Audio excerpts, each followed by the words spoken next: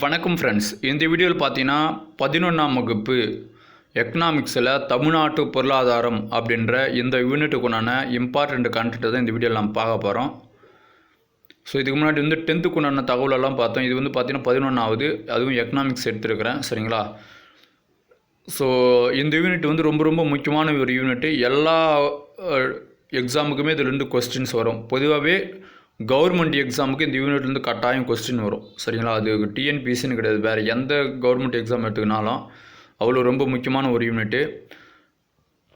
So இதுக்குண்டான 1 mark எடுக்கணும்னு அப்படின்னு பார்த்தீங்கன்னா கிட்டத்தட்ட ஒரு 500 1 மார்க் எடுக்கலாம், அந்த பெரிய யூனிட் இது. சரிங்களா? ஆனால் நான் இதுக்கு முன்னாடி வீடியோ போட்டுக்கிறேன். 1 மார்க் மட்டும் ஒரு 67 வருதுன்னு நினைக்கிறேன் மொத்தத்தில். சரிங்களா? அதுக்குண்டான லிங்க்கு நான் கீழே டிஸ்கிரிப்ஷனில் தரேன். அந்த வீடியோக்குண்டான லிங்க்கு பார்க்காதவங்க போய் பார்த்து தெரிஞ்சுக்கோங்க. அதாவது இந்த ஓல் யூனிட்டுக்கும் 1 மார்க் கொஸ்டின் வித் ஆன்சர் அந்த ஃபார்மேட்டில் கூட நான் வீடியோஸ் போட்டுருக்கிறேன். சரிங்களா? கீழே டிஸ்கிரிப்ஷனில் பார்த்தீங்கன்னா தமிழக நிர்வாக வளர்ச்சி அப்படின்னு சொல்லிட்டு ஒரு பிளேலிஸ்ட் லிங்க் இருக்கும், அதை போய் பார்த்தீங்கன்னா தெரியும். சரி, கட்டத்தில் என்ன கொடுத்துருக்குறாங்க அப்படின்னு பார்ப்போம். உழைப்பின் இயல்பு சரியாக உணரப்பட்டு உபயோகிக்கப்படுத்தப்பட்டால் உணவு உடல் வளர உதவுவதைப் போல உழைப்பு உயர்வான திறமையை வளர்த்திட உதவும் அப்படின்னு சொன்னது யார் அப்படின்னா ஜே.சி. குமரப்பா சொல்லியிருப்பார். சரிங்களா? அவர் என்ன சொல்கிறாரு, உழைப்பின் இயல்பு சரியாக உணரப்பட்டு உபயோகிக்கப்படுத்தப்பட்டால், அதாவது தேவையில்லாமல் கஷ்டப்படுறத விட தேவையோடு நம்ம கஷ்டப்பட்டோம்னா, சரிங்களா, உணவு உடல் வளர உதவுவதை போல, சாப்பாடு இருந்தால் தான் எப்படி உடலே வளர முடியும், சாப்பிட்டா தான் உடலே வளரும். சரிங்களா? வளருவதை போல உழைப்பு உயர்வான திறமையை வளர்த்திட உதவும். உழைப்பும் கூட ஒரு உயர்வான ஒரு லெவலில் போகிறதுக்கு யூஸ்ஃபுல்லாக இருக்கும் அப்படின்னு சொல்கிறது ஜே.சி. குமரப்பா சொல்கிறாங்க. சரிங்களா? இதுவே அதாவது பழைய எக்கனாமிக்ஸ் புக்கில் என்ன சொல்லியிருப்பாங்கன்னா, வேலையின் தன்மைக்கேற்ப சரியாக ஊக்குவித்து செயல்படுத்தினால் அதிக அளவிற்கு உடலுக்கு தேவையான உணவை கிடைக்க செய்யும் அப்படின்னு சொல்லியிருப்பார் ஜே.சி. குமரப்பா தான். இவர் பச்சை காந்தி அப்படின்னு சொல்லிட்டு போன வீடியோவில் நம்ம பார்த்தோம். அதோடு மட்டும் இல்லாமல் இவரை பச்சை காந்தி அப்படின்னு அழைச்சவர் யார் அப்படின்னா ராமச்சந்திர குஹா அப்படின்றவர். சரிங்களா? நெக்ஸ்ட் அறிமுகம் பார்க்கலாம் பாருங்கள். ஸோ அதாவது ஒவ்வொரு மாநிலத்திலும் ஒரே மாதிரி இருக்கிறதில்ல பொருளாதாரம், இதெல்லாம் சொல்லியிருக்காங்க. அதிர்விட்டு அங்கே வாங்க. பூலோக ரீதியாக தமிழ்நாடு 11வது பெரிய மாநிலம் ஆகும். சரிங்களா? பூலோக ரீதியாக தமிழ்நாடு எத்தனாவது பெரிய மாநிலம்? 11வது. மக்கள் தொகை அடிப்படையில் 3வது பெரிய மாநிலம். சரிங்களா? ஸோ பூலோக ரீதியாக 11வது பெரிய மாநிலம். நெக்ஸ்ட் மக்கள் தொகை அடிப்படையில் 3வது பெரிய மாநிலம். சரிங்களா? மொத்த உள்நாட்டு உற்பத்தியில் 2வது இடத்தில் உள்ளது. மொத்த உள்நாட்டு உற்பத்தியில் தமிழ்நாடு 2வது இடத்தில் உள்ளது. தலா வருமானம், முதலீடு, நேரடி வெளிநாட்டு முதலீடு மற்றும் தொழில்துறை உற்பத்தி போன்றவற்றில் தமிழ்நாடு 3வது இடத்தில் உள்ளது. சரிங்களா? பூலோக ரீதியாக பரப்பளவில் 11வது இடம், மக்கள் தொகை அடிப்படையில் 3வது இடம், மொத்த உள்நாட்டு உற்பத்தியில் 2வது இடம், தலா வருமானம், முதலீடு, நேரடி வெளிநாட்டு முதலீடு, தொழில்துறை உற்பத்தியில் நாம் 3வது இடம். நெக்ஸ்ட் பார்த்தோம் அப்படின்னா இங்கே வாங்க, தமிழ்நாட்டின் சிறப்பு அதை பற்றி நம்ம பார்க்கலாம். இங்கே என்ன சொல்ல வராங்க அப்படின்னு பார்த்தீங்கன்னு வச்சுங்களேன், இங்கே எழுதி பாருங்கள். இந்தியாவில் மொத்த உள்நாட்டு உற்பத்தியில் தமிழகத்தின் பங்கு 2வது இடம். மேலே சொன்னதே தான் இங்கே சொல்லியிருக்கிறாங்க. HDI மனித வளர்ச்சி குறியீட்டில் நம்ம 3வது இடம் அப்படின்னு சொல்கிறாங்க. மனித வள குறியீட்டில் நம்ம தமிழ்நாடு 3வது இடம் HDIயில். நெக்ஸ்ட் பார்த்தோம் அப்படின்னா மூலதன முதலீட்டிலும் தொழில்துறை உற்பத்தியிலும் 3வது இடத்தில் இருக்கிறது. சரிங்களா? மூலதன உற்பத்தியிலும் தொழில்துறை உற்பத்தியில் நம்ம எத்தனாவது இடம்னா 3வது இடத்தில் இருக்கிறோம். அதுக்கடுத்து பார்த்தீங்க அப்படின்னா ஸோ இங்கே பாருங்கள், தொழில்துறையின் எண்ணிக்கையில் 17% பங்களிப்புடன் முதலிடத்தில் உள்ளது. தொழில்துறை உற்பத்தியில் நம்ம, அதாவது தொழிற்சாலைகள் எண்ணிக்கையில் 17% பங்களிப்பு நம்ம முதலிடத்தில் இருக்கிறோம். நெக்ஸ்ட் பார்த்தீங்கன்னா நிதி ஆயோக் அறிக்கையின் படி சுகாதார குறியீட்டில் நம்ம 3வது இடத்தில் இருக்கிறோம். சுகாதார குறியீட்டில் நம்ம 3வது இடத்தில் இருக்கிறோம். சரிங்களா? நெக்ஸ்ட் பார்த்தோம் அப்படின்னா உயர் கல்வியில் மொத்த செயற்கை விகிதம் அதிக உள்ளது. மற்ற மாநிலங்களில் கம்பேர் பண்ணும்போது இங்கே அதிகமாகவே இருக்குது அப்படின்றாங்க. இந்தியாவின் மிக அதிக அளவிலான, அதாவது பொறியியல் இன்ஜினியரிங் காலேஜஸ் நிறைய இருக்குது அப்படின்னு சொல்கிறாங்க. சரிங்களா? நெக்ஸ்ட் பார்த்தீங்கன்னு வச்சுக்கோங்களேன், சிறு குறு, சரிங்களா, அதாவது சிறு குறு மற்றும் நடுத்தர நிறுவனங்களுக்கான மிம்மிஸ் அப்படின்னு சொல்லுவாங்க. சரிங்களா? மிஸ்மி, அது முதலீட்டு திட்டங்கள் நம்ம முதலிடத்தில் இருக்கிறோம். சரிங்களா? சிறு குறு மற்றும் நடுத்தர நிறுவனங்களுடைய முதலீட்டில் நம்ம முதலிடத்தில் இருக்கிறோம். சரிங்களா, சேவைன்னு இருக்குது ஒன்று, முதலீடுன்னு ஒன்று இருக்குது. சரிங்களா, ஸோ அதாவது நம்ம முதலீட்டில் தான் நம்ம முதலீட்டிலே நம்ம முதலிடத்தில் இருக்கிறோம். அது கேர்ஃபுல்லாக ஞாபகம் வச்சுங்க. புதுப்பிக்கத்தக்க ஆற்றலில் ஒரு முக்கிய மையமாக நாம் இருக்கிறோம். வணிக வங்கிகளிலும் கூட்டுறவு வங்கிகளிலும் உள்ள கடன் வைப்பு விகிதம் மிக சிறப்பாக உள்ளது அப்படின்னு சொல்கிறாங்க. ஸோ இதெல்லாம் வேணாம், இம்பார்ட்டண்ட்டு மட்டும் ஞாபகம் வச்சுங்களேன். மொத்த உள்நாட்டு உற்பத்தியில் எத்தனாவது இடம்? 2வது இடம். HDI மனித வளர்ச்சி குறியீட்டில் 3வது இடம். மூலதன முதலீட்டில் மொத்த தொழில்துறை உற்பத்தியில் 3வது இடம். தொழிற்சாலைகளின் எண்ணிக்கையில் முதலிடம். நிதி ஆயோக்கின்படி சுகாதார குறியீட்டில் நம்ம 3வது இடம். சுகாதார குறியீட்டில் நம்ம 3வது இடம். நிறைய இன்ஜினியரிங் காலேஜஸ் இருக்குது. சிறு குறு மற்றும் நடுத்தர நிறுவனங்களுக்கான முதலீடு திட்டங்களில் தமிழகம் முதலிடம். இதுவரையும் ஞாபகம் வச்சுங்க. சரியா, நெக்ஸ்ட் பார்க்கலாமா? தமிழகத்தின் செயல்பாடுகள் பற்றி நம்ம இப்போ பார்க்க போகிறோம். அதாவது நம்மளுடைய பொருளாதாரம் பார்த்தோம் அப்படின்னா மகாராஷ்டிரா, குஜராத் போன்ற மாநிலங்கள் சில பொருளாதார குறியீடுகளில் சிறந்து விளங்குகின்றன. ஸோ கேரளா வந்து பார்த்தீங்கன்னா கல்வி அறிவு, குழந்தை இறப்பு விகிதம், மகப்பேறு இறப்பு விகிதம் ஆகியவற்றில் முன்னிலை வகிக்கிறது. எது அப்படின்னா கேரளா. சரிங்களா, கேரளா வந்து பார்த்தோம் அப்படின்னா கேரளா வந்து கல்வி அறிவில் ரொம்ப சிறந்து விளங்குது அப்படின்னு நான் பார்த்துட்டோம். இந்தியாவிலேயே கேரளா தான் படிப்பறிவு ரொம்ப அதிகம். சரிங்களா, 90% மேலே வரும். சரிங்களா, நெக்ஸ்ட் வந்து பார்த்தோம் அப்படின்னா தமிழ்நாடானது சுகாதாரம், உயர்நிலை கல்வி, சிறு குறு நடுத்தர தொழில் நிறுவனங்கள், வளர்ச்சி, வறுமை ஒழிப்பு போன்றவற்றில் மிகவும் சிறந்த மாநிலமாக விளங்குகிறது அப்படின்னு சொல்கிறாங்க. நெக்ஸ்ட் 3ஆம் இடத்தில் தமிழ்நாட்டின் சுகாதார குறியீடு. இங்கே சொன்னாங்க இல்லையா, இங்கே தமிழ்நாட்டினுடைய சுகாதார குறியீடு நிதி ஆயோக்கின்படி 3வது இடம்னாங்க. ஸோ அதே தான் இங்கே சொல்லியிருக்கிறாங்க. என்ன சொல்ல வராங்க? கேரளா, பஞ்சாப் மாநில வரிசையில் 3வது இடத்தில் நம்மளுடைய தமிழ்நாடு இருக்குது. எதுக்கு? சுகாதார குறியீட்டில். சரிங்களா, அப்போது நம்மளுக்கு முன்னாடி 2 பேர் இருக்கிறாங்க. யார்? கேரளாக்காரு, பஞ்சாப்கார் 2 பேர் இருக்கிறாங்க. தமிழகத்தில் பச்சிளம் குழந்தையின் இறப்பு விகிதம் பார்த்தீங்கன்னா 14. சரிங்களா, பச்சிளம் குழந்தையின் இறப்பு விகிதம் 14. மற்ற மாநிலத்தை விட காட்டிலும் அது ரொம்ப குறைவு அப்படின்றாங்க. 5 வயதுக்குட்பட்ட குழந்தையின் இறப்பு விகிதம் 2014 21ஆக 2015 20ஆகவும் குறைந்துள்ளது அப்படின்னு நிதி ஆயோக் தான் சொல்லுது. சரிங்களா, 2018ஆம் ஆண்டு நிதி ஆயோக் கணக்கெடுப்பின்படி சொல்கிறாங்க. சுகாதார குறியீட்டில் நம்ம எத்தனாவது இடம்? 3வது இடம். நெக்ஸ்ட் பார்க்கலாமா? இயற்கை வளம் பற்றி பார்க்க போகிறோம். சரிங்களா, நீர் வளம். இதில் பார்த்தோம் அப்படின்னா அதாவது இந்திய மாநிலங்களுக்கு இடையில் மக்கள் தொகையில் வந்து நம்ம 6% கொண்டு இருக்கிறோம். சரிங்களா, மக்கள் தொகையில் நம்ம 6% கொண்டு இருக்கிறோம். நீர் வளத்தில் வெறும் 3%, நில வளத்தில் பரப்பளவில் 4% தான் வச்சுருக்கிறோம். சரிங்களா, இப்போ புரியுதா? இது மக்கள் தொகை அடிப்படையில் 6%, அதில் பாதி 3% தான் நீரே இருக்குது. நிலம் பார்த்தீங்கன்னா 4% இருக்குது. சரிங்களா, மக்கள் தொகையை விட நீளமும் கம்மியாக இருக்குது, நீரும் கம்மியாக இருக்குது. சரிங்களா, இது கேர்ஃபுல்லாக தெரிஞ்சு வச்சுங்க. நெக்ஸ்ட் வந்து நம்ம பருவமழை தான் நம்பியிருப்போம் எப்பவுமே. அதாவது வடகிழக்கு பருவ காற்று மழை பொழிவு தான் நம்மளுக்கு மிகப்பெரிய நீர்வள ஆதாரமாக இருக்குது. நம்மளுக்கு இருக்குது. தமிழ்நாட்டில் மொத்தம் எத்தனை ஆறு இருக்குது? 17 ஆறுகள் உள்ளன. தமிழ்நாட்டில் மொத்தம் 17 ஆறுகள் உள்ளன அப்படின்னு சொல்லியிருக்கிறாங்க. அந்த ஆறுகளுடைய எண்ணிக்கை கூட கொடுத்துருக்குறாங்க. சரிங்களா, நெக்ஸ்ட் வந்து பார்த்தோன்னா ஸோ கிணற்று பாசனம் அதிக அளவில் உள்ளது. எங்கே அப்படின்னா நம்ம தமிழ்நாட்டில் கிட்டத்தட்ட 56% கிணற்று பாசனம் தமிழகத்தில் இருக்குது. சரிங்களா, இது கேர்ஃபுல்லாக ஞாபகம் வச்சுங்க. தமிழகத்தில் கிணற்று பாசனம் அதிக அளவில் உள்ளது. ஸோ 56%. சரி, நெக்ஸ்ட் பார்க்கலாமா? இங்கே பாருங்கள், மொத்த அணைக்கட்டு எண்ணிக்கை வந்து பார்த்தீங்கன்னா 81 அணைக்கட்டு இருக்குது நம்ம தமிழ்நாட்டில். இதை மட்டும் கேர்ஃபுல்லாக ஞாபகம் வச்சுங்க. இதெல்லாம் அந்த அளவுக்கு கேட்கறது வாய்ப்பு இல்லை. அணைக்கட்டு மேபி கேட்கலாம், இது ஒரு கேட்கறது அந்த அளவுக்கு வாய்ப்பு இல்லை. தெரிஞ்சு வச்சுங்க. 81 அணைக்கட்டு. கால்வாய்கள் வந்து 2239. சரிங்களா, நெக்ஸ்ட் வந்து பார்த்திங்க அப்படின்னா கனிம வளங்கள். நம்மக்கிட்ட வந்து நிறைய கனிம வளம்லாம் இருக்குது. சரிங்களா, அதில் வந்து பார்த்தோம் அப்படின்னா முக்கியமாக சொல்லணும் அப்படின்னா நெய்வேலி பழுப்பு நிலக்கரி கழகம். சரிங்களா, குறிப்பிடலாம் அப்படின்னு சொல்கிறாங்க. சரிங்களா, அதாவது தமிழகத்தில் இவற்றில் முன்னோடி திட்டமாக நெய்வேலி பழுப்பு நிலக்கரி கழகம் NLC அப்படின்னு சொல்லுவாங்க. சரிங்களா, ஸோ இதன் வளர்ச்சியினால் இங்கே என்ன நடக்குது? அனல் மின் நிலையம், உர தொழிற்சாலை, கார்பன் சார்ந்த தொழிலகங்கள் இதெல்லாம் அங்கே வளருது. அதோடு மட்டும் இல்லாமல் சேலத்தில் வந்து பார்த்தீங்கன்னா மேங்கனீசு சுரங்கமும், சேலத்தில் மேங்கனீசு சுரங்கம், அப்புறம் ஏற்காட்டில் வந்து பாக்சைட்டு, கஞ்சமலையில் வந்து இரும்பு, மாலிப்டினம் அப்படின்ற ரசாயன தாது இந்தியாவிலேயே மதுரை மாவட்டத்தில் உள்ள கரடிக்குட்டம் என்னும் ஊரில் மட்டும்தான் கிடைக்குது அப்படின்னு சொல்கிறாங்க.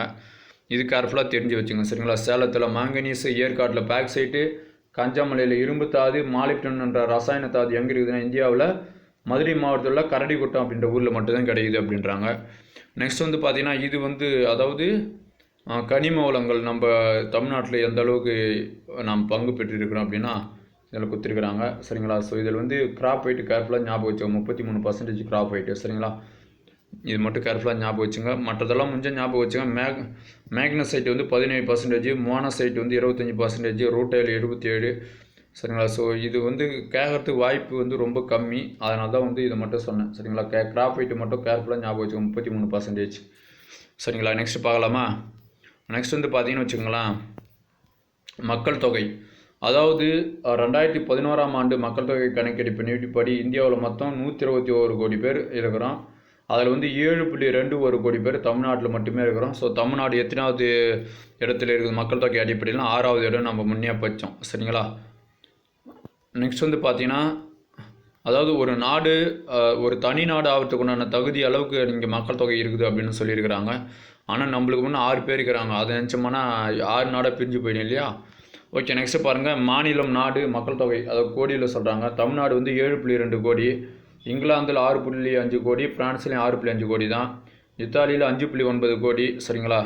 தென்னாப்பிரிக்காவில் 5.6 கோடி. மேபி இதுக்கு வாய்ப்பு இருக்கும். சரிங்களா? அதே மாதிரி ஸ்பெயினில் 4.7 கோடி, இலங்கையில் வெறும் 2.1 கோடி தான். சரிங்களா? ஸோ இது மாதிரி வந்து நாம் தான் வந்து இந்த ஒரு சில இதெல்லாம் வந்து தனித்தனி நாடுகள். சரிங்களா? நாடுகளிலே நம்ம மாநிலத்தில் இருக்கக்கூடிய, அதாவது நம்ம தமிழ்நாட்டில் இருக்கக்கூடிய அளவுக்கு மக்கள் தொகை இல்லை அப்படின்னு அவங்க சொல்ல வராங்க. சரிங்களா? நெக்ஸ்ட் வந்து மக்கள் அடர்த்தி. அதாவது மக்கள் அடர்த்தினா என்ன அப்படின்னா, ஒரு கிலோமீட்டருக்கு எத்தனை பேர் இருக்கிறாங்க அப்படின்னு சொல்கிறது தான் வந்து ஒரு சதுர கிலோமீட்டருக்கு எத்தனை பேர் இருக்கிறாங்க அப்படின்னு சொல்கிறது தான் வந்து மக்கள் அடர்த்தி. சரிங்களா? ஸோ 2001 வந்து பார்த்தோம் அப்படின்னா 480 இருந்தது. 2011 555 இருக்குது நம்மளுடைய மக்கள் தொகை. அதாவது மக்கள் அடர்த்தியில் தமிழ்நாடு வந்து 555 இருக்குது அப்படின்னு சொல்கிறாங்க. தமிழ்நாடு மக்கள் தொகை, அதாவது இந்திய மாநிலங்கள் மக்கள் தொகை அடர்த்தியில் தமிழ்நாடு வந்து 12வது இடத்தில் உள்ளது அப்படின்னு சொல்கிறாங்க. சரிங்களா? தமிழ்நாடு வந்து 12வது இடத்தில் உள்ளது மக்கள் தொகை அடர்த்தியில். நம்ம இந்தியாவில் நம்ம 12வது இடத்துல இருக்கிறோம். மக்கள் தொகை அடர்த்திகள் தேசிய சராசரி வந்து 382. இதுக்கு அப்புறம் ஞாபகம் வச்சுங்க. சரிங்களா? இந்த 382ல் நம்ம இருக்கிறோம். அதாவது நம்ம 12வது இடத்துல இருக்கிறோம் மக்கள் தொகை அடர்த்தியில். சரிங்களா? இதுக்கு அப்புறம் ஞாபகம் வச்சுங்க. நெக்ஸ்ட் நகரமயமாதல். இந்திய அளவில் நகரமயமாதலின் சராசரி அளவு 31.5 அப்படின்றாங்க. சரிங்களா? நகரமயமாதல் வந்து 31.5. ஆனால் தமிழகத்தில் 48.4 அதிகமாகவே இருக்குது. சரிங்களா? தமிழ்நாட்டில் 48.4 வந்து நகரமயமாதல் அப்படின்றாங்க. ஸோ இந்திய அளவில் மொத்த மக்கள் தொகையில் 6% கொண்டுள்ளது நம்ம தமிழ்நாடு. ஸோ ஆனால் இதுவே பார்த்து நகரமயமாதல் பார்த்தோம்னா 9.61% கொண்டு இருக்கிறோம் அப்படின்னு சொல்கிறாங்க நகரமயமாதல். ஏன்னா 48.8% இல்லையா? ஆகல அதை வச்சு சொல்கிறாங்க. நெக்ஸ்ட் வந்து பாலின விகிதம். அதாவது 1000 ஆண்களுக்கான பெண்களின் எண்ணிக்கை பற்றி சொல்கிறது தான் வந்து பாலின விகிதம். சரிங்களா? 1000 ஆண்களுக்கான பெண்களின் எண்ணிக்கை வச்சு சொல்கிறது தான் வந்து பாலின விகிதம். இது வந்து பார்த்தீங்கன்னா தமிழ்நாட்டினுடைய பாலின விகிதம் பார்த்தீங்கன்னா 995. சரிங்களா? வெறும் 5 பெண்கள் தான் வந்து கம்மியாக இருக்கிறாங்க 1000 ஆண்களுக்கு. சரிங்களா? இது கேர்ஃபுல்லாக ஞாபகம் வச்சுங்க. தமிழ்நாடு வந்து பார்த்தோம் அப்படின்னா 3வது இடத்தில் உள்ளது. பாலின அடிப்படையில் வந்து தமிழ்நாடு வந்து 3வது இடத்தில் இருக்கிறது. இதையும் ஞாபகம் வச்சுங்க. சரிங்களா? ஸோ அதாவது இந்தியா அளவில் பார்க்கும்போது பாலின விகிதத்தில் கேரளா தான் ஃபஸ்ட்டு. சரிங்களா? பாலின விகிதத்தில் கேரளம் ஃபஸ்ட்டு, யூனியன் பிரதேசமான புதுச்சேரி 2வது இடம், அடுத்ததாக தமிழ்நாடு தான் 3வது இடத்தில் இருக்குது அப்படின்னு சொல்கிறாங்க. இது கேர்ஃபுல்லாக ஞாபகம் வச்சுங்க. தமிழ்நாட்டினுடைய பாலின விகிதம் பார்த்தீங்கன்னா 995. சரிங்களா? நெக்ஸ்ட் பார்க்கலாமா? நெக்ஸ்ட் வந்து பார்த்தீங்கன்னு வச்சுங்களேன், சுகாதாரம் மற்றும் சமூக குறியீடு. அதாவது IMR அப்புறம் MMR. ஸோ IMR அப்படின்னா முன்னாடியே சொல்லியிருப்பாங்க. என்னென்னா இங்கே சொன்னாங்க பாருங்களேன், அதாவது குழந்தையினுடைய பிறப்பு விகிதம். இங்கே பாருங்கள், இறப்பு விகிதம் இங்கே சொல்கிறேன் பாருங்கள். அதாவது பச்சிளங்குழந்தையினுடைய இறப்பு விகிதம் IMRன்றாங்க. மகப்பேறு இறப்பு விகிதம் MMR அப்படின்னு சொல்கிறாங்க. சரிங்களா? அதுதான் வந்து இங்கே சொல்லியிருக்கிறாங்க. இங்கே வந்து பாருங்களேன், IMR அதாவது குழந்தைகளுடைய இறப்பு விகிதம், குழந்தையினுடைய இறப்பு விகிதம் வந்து இந்திய அளவில் பார்க்கும்போது 34, ஆனால் தமிழ்நாட்டில் 17, கம்மியாக தான் இருக்குது. மகப்பேறு இறப்பு விகிதம் பார்த்தீங்கன்னா இந்திய அளவில் பார்க்கும்போது 159, பட் ஆனால் நம்ம தமிழ்நாட்டில் வெறும் 79 தான். சரிங்களா? வாழ்நாள் எதிர்பார்ப்பு மொத்தம் இந்திய அளவில் பார்க்கும்போது பார்த்தோம் அப்படின்னா, ஸோ இது பாருங்கள், 70.6 வந்து பார்த்தீங்கன்னா ஆண்கள், பெண்கள் வந்து 68.6. நம்ம தமிழ்நாடு பொறுத்த வரைக்கும் மொத்தத்தில் 72 வயசு 7, அதான் 72.5 வயசில் செத்து போயிடுவாங்க அப்படின்ற மாதிரி சொல்கிறாங்க. ஆண் பெண் மொத்தத்தில் சொல்கிறாங்க இது. சரிங்களா? ஆனால் நம்ம இந்தியா அளவில் பார்க்கும்போது பார்த்தீங்கன்னா ஆண்கள் வந்து 67.9, பெண்கள் 66.4, மொத்தத்தில் வந்து 69.6. ஆனால் இங்கே இப்படி சொல்லியிருக்கிறாங்க, அதாவது போன வீட்டில் வந்து வெறும் 63.5 அப்படின்னு சொல்கிறாங்க. இது எது ஞாபகம் வச்சுக்குதுன்னா தெரில. சரிங்களா? ஓகே, நெக்ஸ்ட் பார்ப்போம். கல்வி அறிவு விகிதத்தில் வந்து பார்த்தோம் அப்படின்னா தமிழ்நாட்டில் வந்து ஆண்கள் வந்து பார்த்தோம் அப்படின்னா மொத்த கல்வி அறிவு வந்து நம்ம 80% இருக்கிறோம். சரிங்களா? ஆண்கள் வந்து பார்த்தோம் அப்படின்னா 86.81%, பெண்கள் வந்து பார்த்தோம் அப்படின்னா 72.86%. இந்திய அளவில் பார்க்கும்போது பார்த்தோம் அப்படின்னா ஆண்கள் வந்து 82, பெண்கள் வந்து 65 தான் அப்படின்னு சொல்கிறாங்க. மொத்தம் அப்படின்னு பார்க்கும்போது பார்த்தோன்னா வெறும் 74.4% வந்து பார்த்தோன்னா இந்திய அளவில். தமிழ்நாடு அளவில் பார்க்கும்போது 80.33 அப்படின்னு சொல்கிறாங்க. சரிங்களா? நெக்ஸ்ட் வந்து பார்த்தோம் அப்படின்னா பாலின விகிதத்தில் நான் முன்னே சொன்னேன், இந்தியாவில் வந்து 940, தமிழ்நாடுன்னு பார்க்கும்போது 995. இங்கே வந்து 60 பெண்கள் குறைவாக இருக்கிறாங்க, இங்கே வந்து வெறும் 5 பெண்கள் மட்டும்தான் குறைவாக இருக்கிறாங்க அப்படின்னு நான் சொன்னேன். சரிங்களா? ஓகே, நெக்ஸ்ட் பார்க்கலாமா? நெக்ஸ்ட் வந்து பார்த்தீங்கன்னா குழந்தை இருப்பு விகிதம். சரிங்களா? ஒரு வயதுக்குள்ள குழந்தை இருப்பு விகிதம் பார்த்தோம் அப்படின்னு வச்சுக்கோங்களேன். தமிழகத்தில் குழந்தைகளின் இறப்பு விகிதம் மாநிலத்தை விட மற்ற மாநிலத்தை விட ரொம்ப குறைவாக இருக்குது. நிதி ஆயோக் அறிக்கையின்படி 2016ஆம் ஆண்டில் தமிழ்நாட்டின் குழந்தை இறப்பு விகிதம் வெறும் 17. நான் முன்னே சொன்ன 17 தான் அப்படின்னு சொல்லிட்டு. தேசிய அளவில் பார்த்தீங்கன்னா 34 இங்கேயோ கொடுத்துருந்தாங்க. சரிங்களா? ஸோ தமிழ்நாடு அளவில் வந்து 17, தேசிய அளவில் வந்து 34.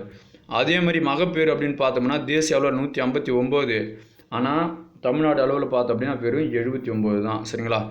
கேரளா வந்து பார்த்தீங்கன்னா 61 முதலிடத்தில் இருக்குது. சரிங்களா? கேரளா வந்து 61 என்ற விகிதத்தில் வந்து முதலிடத்தில் இருக்குது. அதுக்கடுத்தது மகாராஷ்டிரா. சரிங்களா? 67 அப்படின்ற இடத்துல இருக்குது. சரிங்களா? அதுக்கடுத்தது நம்ம 79 அப்படின்னு இருக்கிறோம். ஓகே, நெக்ஸ்ட்டு வாழ்நாள் எதிர்பார்ப்பு காலம். ஸோ வாழ்நாள் எதிர்பார்ப்பு காலம் பார்த்தோம் அப்படின்னா ஒரு நபரில் எதிர்பார்க்கப்படும் வாழ்நாள் அளவே அதனுடைய ஆயுட்காலம் அப்படின்னு சொல்கிறாங்க. இதுலேருந்து ஒப்பிடும்போது பார்த்தோம் அப்படின்னா இந்திய மக்களின் சராசரி ஆயுட்காலம் வந்து ரொம்ப குறைவு அப்படின்னு சொல்லிட்டாங்க. அதாவது இதில் சராசரியாக பார்த்தீங்கன்னா 67.9 அப்படின்னு சொல்கிறாங்க. சரிங்களா? சராசரி இங்கே கொடுத்துருக்குறாங்க பாருங்கள் மொத்தம் இங்கே, அதாவது 67.9 சராசரியாக. ஆண்கள் வந்து 66.4 ஆண்டுகளும், பெண்கள் 69.6 ஆண்டுகள் அப்படின்னு சொல்கிறாங்க. சரிங்களா? நெக்ஸ்ட் வந்து பார்த்தோம் அப்படின்னா தமிழ்நாட்டில் வந்து ஆயுட்காலம் வந்து 70.6 இருக்குது. இது வந்து இந்திய அளவில், இதுவே தமிழ்நாடு அளவில் 70.6. ஆண்கள் வந்து பார்த்தீங்கன்னா 68 வயசு, பெண்கள் வந்து 72 வயசு வரைக்கும் இருப்பாங்க அப்படின்ற மாதிரி சொல்கிறாங்க தமிழ்நாட்டில். நெக்ஸ்ட் பார்க்கலாமா? எழுத்தறிவு நிலை. தமிழகத்தின் எழுத்தறிவு நிலை மற்ற இந்திய மாநிலோடு ஒப்பிடும்போது நல்லா முன்னேறிய நிலையில் தான் இருக்குது. அதாவது 80% மேலே இருக்கிறோம் நம்ம. சரிங்களா? எழுத்தறிவு விகிதத்தில். நெக்ஸ்ட் பார்க்கலாமா? மொத்த உள்நாட்டு உற்பத்தி ஜிஎஸ்டிபி அப்படின்னு சொல்கிறாங்க. சரிங்களா? ஜிஎஸ்டிபி மொத்த உள்நாட்டு உற்பத்தி. ஸோ இந்த மொத்த உள்நாட்டு உற்பத்தியில் பார்த்தோம் அப்படின்னா மாநில உள்நாட்டு உற்பத்தி தான் வந்து பார்த்தீங்கன்னா மொத்த உள்நாட்டு உற்பத்தி அப்படின்னு சொல்ல வராங்க. மொத்த உள்நாட்டு உற்பத்தி போன்றது மாநில உள்நாட்டு உற்பத்தியும் கூட. மாநில உள்நாட்டு உற்பத்தி என்பது ஒரு மாநிலத்தில் ஒரு ஆண்டில் உற்பத்தி செய்யப்பட்ட பண்டங்கள் மற்றும் பணிகளின் மொத்த சந்தை மதிப்பு. அதுதான் வந்து பார்த்தீங்கன்னா மொத்த உள்நாட்டு உற்பத்தி அப்படின்றாங்க. ஸோ இதில் பார்த்தோம் அப்படின்னு வச்சுங்களேன், முக்கியமாக வந்து 2016 மற்றும் 17 நிதியாண்டில் நாம் பார்த்தோம் அப்படின்னா எவ்வளோ 207.8 பில்லியன் டாலராக இருந்தோம் நம்ம. சரிங்களா? மொத்த உள்நாட்டு உற்பத்தியில். சரிங்களா? நெக்ஸ்ட் வந்து அதான் முன்னே சொல்லிட்டாங்க, நம்ம மொத்த உள்நாட்டு உற்பத்தியில் எத்தனாவது இடத்துல இருக்கிறான், 2வது இடம் அப்படின்னு சொல்லிட்டாங்க. அது மட்டும் ஞாபகம் வச்சுங்க, வேறு எதுவும் தேவையில்லை. சரிங்களா? வளன்னு கொடுத்துருப்பாங்க, அதெல்லாம் வேணவே வேணாம். நம்ம வந்து மொத்த உள்நாட்டு உற்பத்தியில் நம்ம எத்தனாவது இடம்னா 2வது இடம். சரிங்களா? நெக்ஸ்ட் பார்க்கலாமா? கொடுத்துருக்காங்க பாருங்கள். ஸோ தமிழ்நாடு வந்து பார்த்தீங்கன்னா 207.8, ஈராக் வந்து 171, நியூசிலாந்து வந்து 184, இலங்கை ரொம்ப கம்மி வெறும் 81. இதில் வந்து இது 207, இந்த 81 மட்டும் கரெக்டாக ஞாபகம் வச்சுங்க. மற்றதெல்லாம் ஞாபகம் வச்சுக்கலாம், அவ்வளோ நோ ப்ராப்ளம். சரிங்களா? தமிழ்நாடு 207.8 உற்பத்தி. சரிங்களா? அதாவது நம்ம வந்து 2வது இடத்துல இருக்கு. நெக்ஸ்ட் துறை வாரியாக பங்களிப்பு. தமிழ்நாட்டில் மாநில மொத்த உள்நாட்டு உற்பத்தியில் ஜிஎஸ்டிபி சேவைத்துறையானது 63.7% முதலிடத்தில் இருக்கணும். சரிங்களா? ஸோ துறை வாரியாக பங்களிப்பில் மொத்த உள்நாட்டு உற்பத்தியில் சேவைத்துறையில் நம்ம பார்த்தோம் அப்படின்னா அதாவது சிஎஸ்டிபி அப்படின்னு சொல்லுவாங்க. அதில் வந்து நம்ம முதலிடத்தில் இருக்கிறோம். ஸோ துறை 28.5 பங்களிப்புடன், அதாவது தொழில் துறையில் நம்ம 2வது இடத்தில் இருக்கிறோம் அப்படின்னு சொல்கிறாங்க. சரிங்களா, இது கரெக்டாக ஞாபகம் வச்சுங்க. ஸோ இது கேட்கலாம் மேபி, ஏன்னா அதாவது ஜிடிபியில் நம்ம 2வது இடம், ஆனால் மொத்த சேவை, அதாவது உள்நாட்டு உற்பத்தியில் சேவை துறையில் நம்ம வந்து முதல் இடத்துல இருக்கிறோம், தொழில்துறையில் நம்ம 2வது இடத்துல இருக்கிறோம். சரிங்களா, எதுவுமே அதிகபட்சமாக இதுதாங்க 2வது இடம் 3வது இடம் இப்படி தான் வந்து இருக்குமே.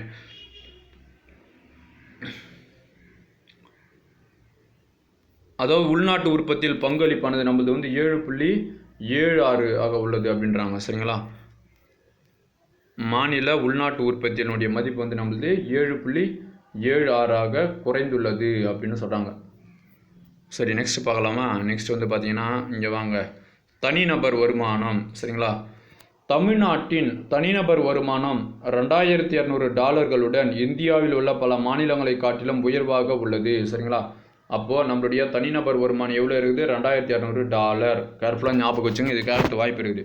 தமிழ்நாட்டின் தலா வருமானம் அல்லது தனிநபர் வருமானம் எவ்வளோ அப்படின்னு கேட்டான்னா $2,200. சரிங்களா, இது கேர்ஃபுல்லாக ஞாபகம் வச்சுங்க. நெக்ஸ்ட் வந்து பார்த்தோம் அப்படின்னா, இங்கே வாங்க, இந்த கட்டத்தை பாருங்களேன். தமிழ்நாடு பார்த்தீங்கன்னா, தமிழ்நாடு வந்து $2,200. இந்திய அளவில் பார்க்கும்போது வெறும் 1,670 தான் வருது. சரிங்களா, நைஜீரியா வந்து 2,117. அதாவது மற்ற இங்கே குத்திருக்கக்கூடிய மற்ற நாட்டோட கம்பேர் பண்ணும்போது நம்ம தமிழ்நாடு தான் ரொம்ப அதிகம் அப்படின்றாங்க. நேபாளத்தினுடைய தலா வருமானம் பார்த்தீங்கன்னா வெறும் 729. சரிங்களா, நெக்ஸ்ட் பார்க்கலாமா? தமிழ்நாட்டில் தலா வருமானம் மற்றும் தென் மாநிலத்துடன் கீழ் உள்ளவாறு ஒப்பிடப்படுகிறது அப்படின்றாங்க. சரிங்களா, இங்கே வாங்க, தலா வருமானம் தமிழ்நாட்டில் பார்த்தீங்கன்னு வச்சுங்களேன், ரூபாயில் சொல்கிறாங்க. சரிங்களா, அதாவது 1,57,116 ரூபாய் தமிழ்நாடு. கேரளா வந்து பார்த்தீங்கன்னா 1,55,516. கர்நாடகா வந்து 1,47,416. இதெல்லாம் உண்மையானு எனக்கு தெரியலையே. ஓகே, தெலுங்கானா வந்து 1,58,360 ரூபாய். இதுதான் அதிகமாகுது தமிழ்நாட்டை விட. சரிங்களா, ஆந்திர பிரதேசம் வெறும் 1,37,000 தான். சரிங்களா, அப்போது தெலுங்கானா தான் ரொம்ப அதிகம், அதற்கு அடுத்தபடியாக தான் நம்ம இருக்கிறோம். சரிங்களா, அப்போ தனிநபர் வருமானத்தில் நம்ம இந்திய அளவில் பார்க்கும்போது 2வது இடம் அப்படின்னு நம்ம சொல்லிக்க முடியும். சரிங்களா, நெக்ஸ்ட் வந்து வேளாண்மை பற்றி பார்க்க போகிறோம். வரலாற்று ரீதியாக தமிழகம் ஒரு வேளாண் மாநிலம் அப்படின்றாங்க. தற்போது 7 வேளாண் காலநிலை மண்டலங்கள் வந்து இருக்குது அப்படின்றாங்க நம்மளுது. சரிங்களா, தற்போது தமிழ்நாட்டில் எத்தனை காலநிலை மண்டலம் இருக்குதுன்னா 7 காலநிலை மண்டலம், அக்ரோ கிளைமேட்டிக் ஜோன்ஸ் உள்ளது அப்படின்றாங்க. சரிங்களா, இது கேர்ஃபுல்லாக ஞாபகம் வச்சுங்க. தமிழ்நாட்டில் தற்போது எத்தனை வேளாண் காலநிலை மண்டலம் இருக்குது அப்படின்னா 7 அப்படின்னு ஞாபகம் வச்சுங்க. சரிங்களா, ஸோ இங்கே பாருங்கள், இந்தியாவில் நெல் உற்பத்தியில் தமிழ்நாடு 2வது இடத்தில் மிகப்பெரிய உற்பத்தியாளராகவும் மேற்கு வங்கத்திற்கு அடுத்தபடியாகவும் இருக்குது. சரிங்களா, நம்ம நெல் உற்பத்தியில் வந்து பார்த்தோம் அப்படின்னா 2வது இடத்துல இருக்கிறோம். மேற்கு வங்காளம் தான் ஃபர்ஸ்ட் இடம்.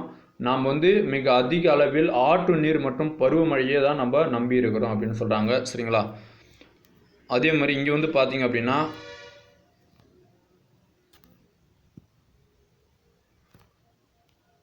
பழங்கள், காய்கறிகள், மசாலா பொருட்கள், தோட்டப்பயிர், மலர்கள் மற்றும் மருத்துவ தாவரங்கள் போன்றவை பயிரிட ஏதுவாக உள்ளது. தமிழகம் தேசிய உதிரிப்பூக்கள் உற்பத்தியில் முதலிடம். சரிங்களா, தேசிய உதிரிப்பூக்கள் உற்பத்தியில் முதலிடத்திலும் பழங்கள் உற்பத்தியில் 3ஆம் இடத்திலும் இருக்கிறோம். சரிங்களா, பூவில் வந்து முதலிடம், பழங்கள் உற்பத்தியில் நாம் 3வது இடத்தில் இருக்கிறோம். தமிழகத்தில் வேளாண்மை மிக அதிக அளவில் ஆற்று நீர் மற்றும் பருவமழை மட்டுமே வந்து நம்பி இருக்குது அப்படின்னு சொல்கிறாங்க. தற்போது இந்தியாவின் நெல் உற்பத்தியில் தமிழ்நாடு எத்தனாவது இடம் அப்படின்னா 2வது பெரிய உற்பத்தியாளராக இருக்கிறது. சரிங்களா, தமிழ்நாடு வந்து நெல் உற்பத்தியில் 2வது பெரிய உற்பத்தியாளராக இருக்குது அப்படின்னு சொல்கிறாங்க. நெக்ஸ்ட் வந்து பார்த்தீங்க அப்படின்னா மிகப்பெரிய அளவில் மஞ்சள் உற்பத்தி செய்யும் மாநிலம் கம்பு, சோளம், நிலக்கடலை இதெல்லாம் உற்பத்தி செய்வதில் முன்னணி பெற்று இருக்கிறது அப்படின்றாங்க. இங்கே பாருங்கள், இன்னொன்று தோட்டப்பயிர், வாழை, தேங்காய் உற்பத்தியில் முதலிடத்தில் இருக்கிறோம். சரிங்களா, வாழை உற்பத்தியில், தேங்காய் இதழ் உற்பத்தியில் நம்ம முதலிடத்தில் இருக்கிறோம். ரப்பர் உற்பத்தியில் நம்ம 2வது இடத்தில் இருக்கிறோம். ரப்பர் 2வது இடம், ரா அப்படின்னு ஞாபகம் வச்சுருந்தா. சரிங்களா, மிளகு உற்பத்தியில் 3வது இடம், மீ ல கு 3 எழுத்து அப்படியே தமிழ் அப்படியே 3 எழுத்து அப்படியே சேர்த்து கொண்டு தான். சரிங்களா, கரும்பு உற்பத்தியில் நம்ம 4வது இடத்தில் இருக்கிறோம். கா ரு இம்பு 4 எழுத்து அப்படியே 4வது அப்படியே வச்சு கொண்டு தான். சரிங்களா, இப்படியே ஈஸியாக ஞாபகம் வச்சுங்க.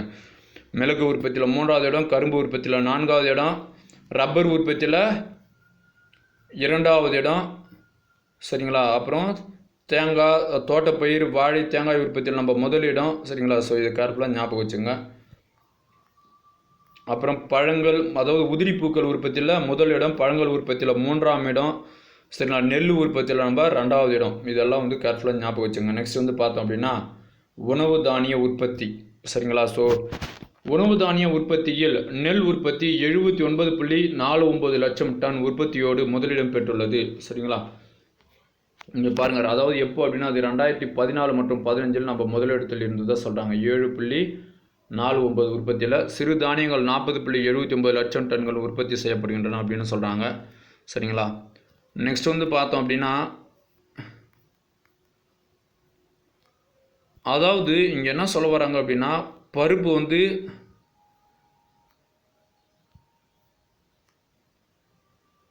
முக்கியம் சொல்லிக்கிற மாதிரி ரொம்ப பெருசாக இல்லை. இங்கே வாங்க, பருப்பு உற்பத்தியில் வந்து பார்த்தீங்கன்னா 3.9 லட்சம். இதெல்லாம் வேணாம், இதெல்லாம் வந்து நம்மள ரொம்ப இது பண்ணும். இங்கே வாங்க, இந்திய அளவில் உற்பத்தி திறனில் தமிழகத்தின் நிலை அப்படின்னு கேட்குறாங்க. ஸோ தமிழக அரசு வேளாண் விளைபொருள் உற்பத்திக்கும் உற்பத்தி திறனுக்கும் முக்கியத்துவம் அளிக்கிறது அப்படின்னு சொல்லிட்டு இங்கே என்ன சொல்கிறாங்க அப்படின்னு பார்த்தீங்கன்னா, மேலே சொன்னது தான் இங்கேயும் சொல்லியிருப்பாங்க. உற்பத்தி திறனில் முதன்மை மாநிலமாக உள்ளது எதில்? தமிழகம் உணவு தானியங்கள் மற்றும் பிற தானியங்களுடைய உற்பத்தி திறனில் முதன்மை மாநிலத்தில் பெற்றுள்ளது. சரிங்களா. தமிழகம் வந்து உணவு தானியங்கள் மற்றும் பிற உற்பத்தியில் வந்து எத்தனாவது இடம்னா முதன்மை மாநிலமாக உள்ளது அப்படின்னு சொல்கிறாங்க. சரிங்களா. நெக்ஸ்ட் வந்து பார்த்தீங்கன்னா மக்காச்சோளம், கரும்பு, நிலக்கடலை, எண்ணெய் வித்து, பருத்தி ஆகியவற்றின் உற்பத்தியில் முதலிடத்தில் இருக்கிறோம். சரிங்களா. நெய், தேங்காய் இதிலெல்லாம் வந்து முன்னே சொன்னாங்க, தேங்காய் வந்து 2வது இடத்தில் இருக்கிறோம். கரும்பு, சூரியகாந்தி, சோளம் ஆகியவற்றில் 3வது இடத்தில் இருக்கிறோம் அப்படின்னு சொல்கிறாங்க. சரிங்களா. ஸோ தனியாக கேட்டாங்க அப்படின்னா கரும்பு 4வது இடம், இதுமாதிரி எல்லாத்தையும் ஒன்றா சேர்த்து கேட்டாங்கன்னா 3வது இடம் அப்படின்னு வச்சுங்க. இங்கே பாருங்களேன், இதை பார்த்தீங்கன்னா உங்களுக்கு ஓரளவுக்கு புரியும். தேசிய அளவில் தமிழ்நாட்டின் உற்பத்தி திறனில் தானிய வகை பார்த்தீங்கன்னா தேசிய அளவில் தமிழக நிலை மகாசோளம் 1வது இடத்துல, கம்பு 2வது இடத்துல, கடலை வந்து ஃபஸ்ட் இடம், எண்ணெய் வித்தில் ஃபஸ்ட் இடம், பருத்தியில் ஃபஸ்ட் இடம், தேங்காயில் 2வது இடம், நெல்லில் 2வது இடம், கரும்பில் 3வது இடம் மேலே பார்த்தோம். சரிங்களா. கரும்பில் வந்து மெட்ரிக் டன் அதாவது 3வது இடம், சூரியகாந்தி 3வது இடம், சோளமும் 3வது இடம். நெக்ஸ்ட் வந்து பார்த்தோம் அப்படின்னா திடமான தானியங்கள் 4வது இடம், மொத்த தானியங்கள் வந்து 8. சரிங்களா. இது வரைக்கும் கேர்ஃபுல்லாக ஞாபகம் வச்சுங்க. சரிங்களா. ஆனால் வந்து மேலே சொன்னது இங்கே ஒரு மாதிரி கொடுத்துருந்தாங்க, அதாவது கரும்பு 4வது இடம். சரிங்களா. இங்கே பாருங்கள், இதெல்லாம் வந்து கரும்பு வந்து பார்த்தீங்கன்னா இது வந்து எதை வச்சு சொல்கிறாங்கன்னா உற்பத்தி சொல்கிறத வச்சு சொல்கிறாங்க. சரிங்களா. உற்பத்தியை வச்சு சொல்கிறாங்க, பழங்கள் உற்பத்தி வச்சு சொல்கிறாங்க. ஆனால் இங்கே என்ன சொல்ல வராங்க அப்படின்னா பொதுவான அதனுடைய உற்பத்தி நிலையை வச்சு சொல்கிறாங்க. சரிங்களா. உற்பத்தியில் முதலிடம் அப்படின்னு சொல்லி இதுவும் உற்பத்தி வச்சு தான் சொல்கிறாங்க. சரிங்களா. இங்கே பாருங்கள், நெல், தேங்காய் ஆகியவற்றின் 2வது இடத்திலும் கம்பு, சூரியகாந்தி, சோளம் ஆகியவற்றின் 3வது இடத்திலும் மிளிர்கிறது அப்படின்ற மாதிரி சொல்லி முடிக்கிறாங்க. மேலே ஒரு மாதிரி சொல்லிக்கிறாங்க, கீழே வந்து இந்தியா அளவில் உற்பத்தி திறனில். சாரிங்க, இது வந்து பார்த்தோம் அப்படின்னா தமிழகத்தில் மட்டும். சரிங்களா. தமிழகத்தில் மட்டும் வந்து இது சொல்கிறாங்க. இது வந்து பார்த்தோம் அப்படின்னா இந்தியா அளவில் ஒப்பிட்டு சொல்கிறாங்க. சரிங்களா. இந்திய அளவில் தமிழகத்தினுடைய நிலை வந்து ஒப்பிட்டு சொல்கிறாங்க. சரிங்களா. சரி, நெக்ஸ்ட் பார்க்கலாமா?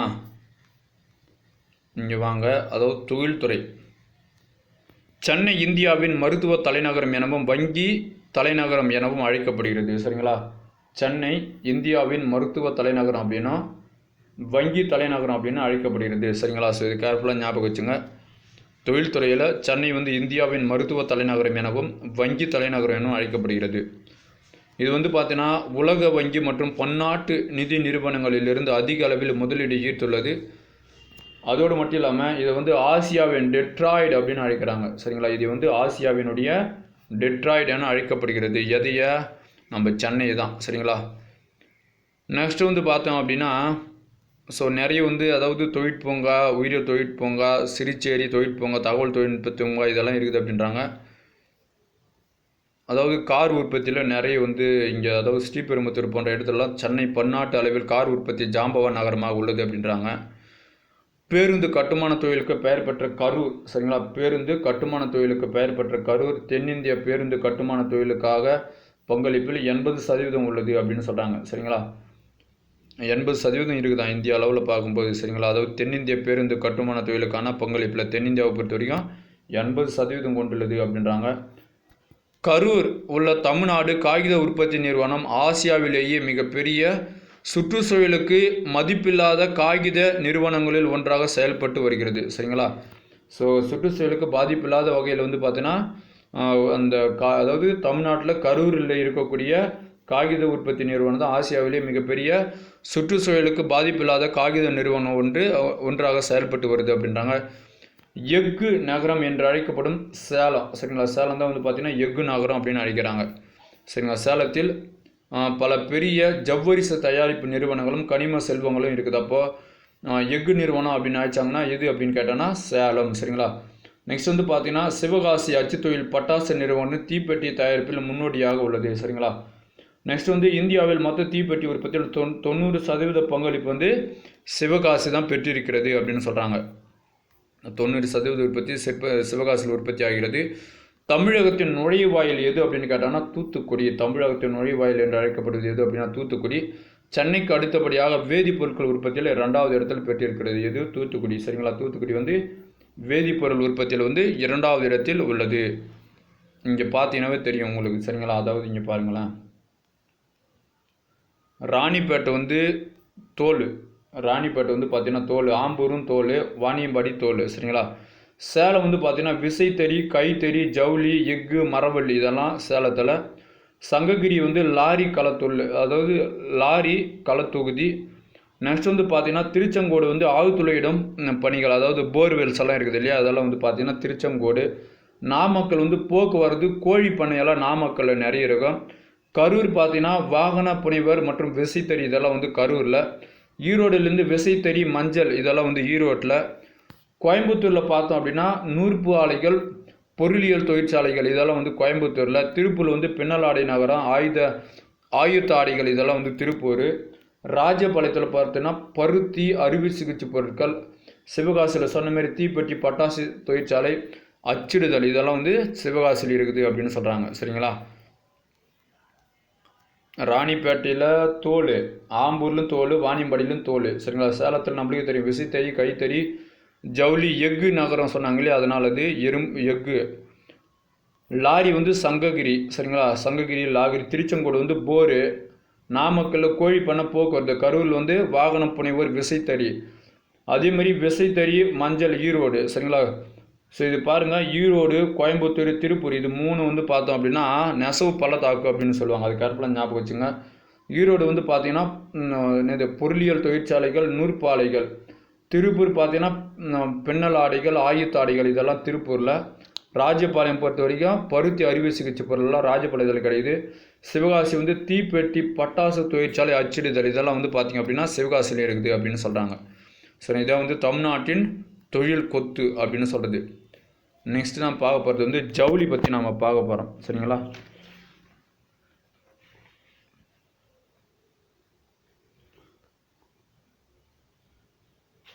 ஸோ நிறைய தூக்கிட்டு இருக்கிறேன். அதாவது தமிழ்நாட்டில் ஏறக்குறைய 110 தொழிற்பூங்காக்கள் தேவையான உள்கட்டமைப்பு வசதியுடன் செயல்பட்டு வருகிறது அப்படின்னு சொல்லியிருக்கிறாங்க. சரிங்களா, 110 தொழிற்பூங்காக்கள் நம்ம தமிழ்நாட்டில் அப்படின்றது சொல்கிறாங்க.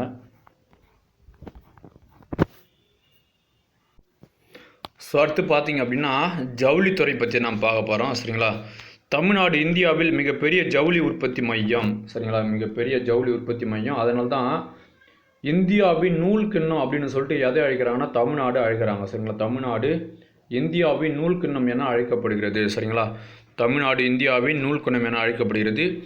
இந்திய அளவில் மொத்த உற்பத்தியில் 41% நூல் இங்கே தான் வந்து தமிழ்நாடு தான் வந்து உற்பத்தியாக செய்யப்படுகிறது அப்படின்றாங்க. சரிங்களா, இந்தியாவில் 41% வந்து நூல் தமிழ்நாடு தான் வந்து உற்பத்தி செய்யப்படுகிறது அப்படின்னு சொல்கிறாங்க.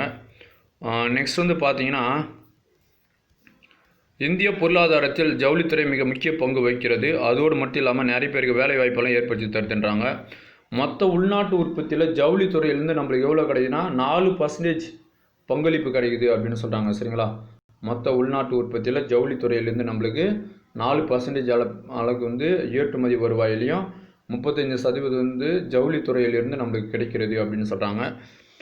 நெக்ஸ்ட் வந்து பார்த்தீங்கன்னு வச்சுக்கோங்களேன், ஸோ ஜஸ்ட் இதை மட்டும் ஞாபகம் வச்சுங்க. இந்தியாவின் நூல்கண்டம் என்று அழைக்கப்படுகிறது அப்படின்னா தமிழ்நாடு தான். சரிங்களா?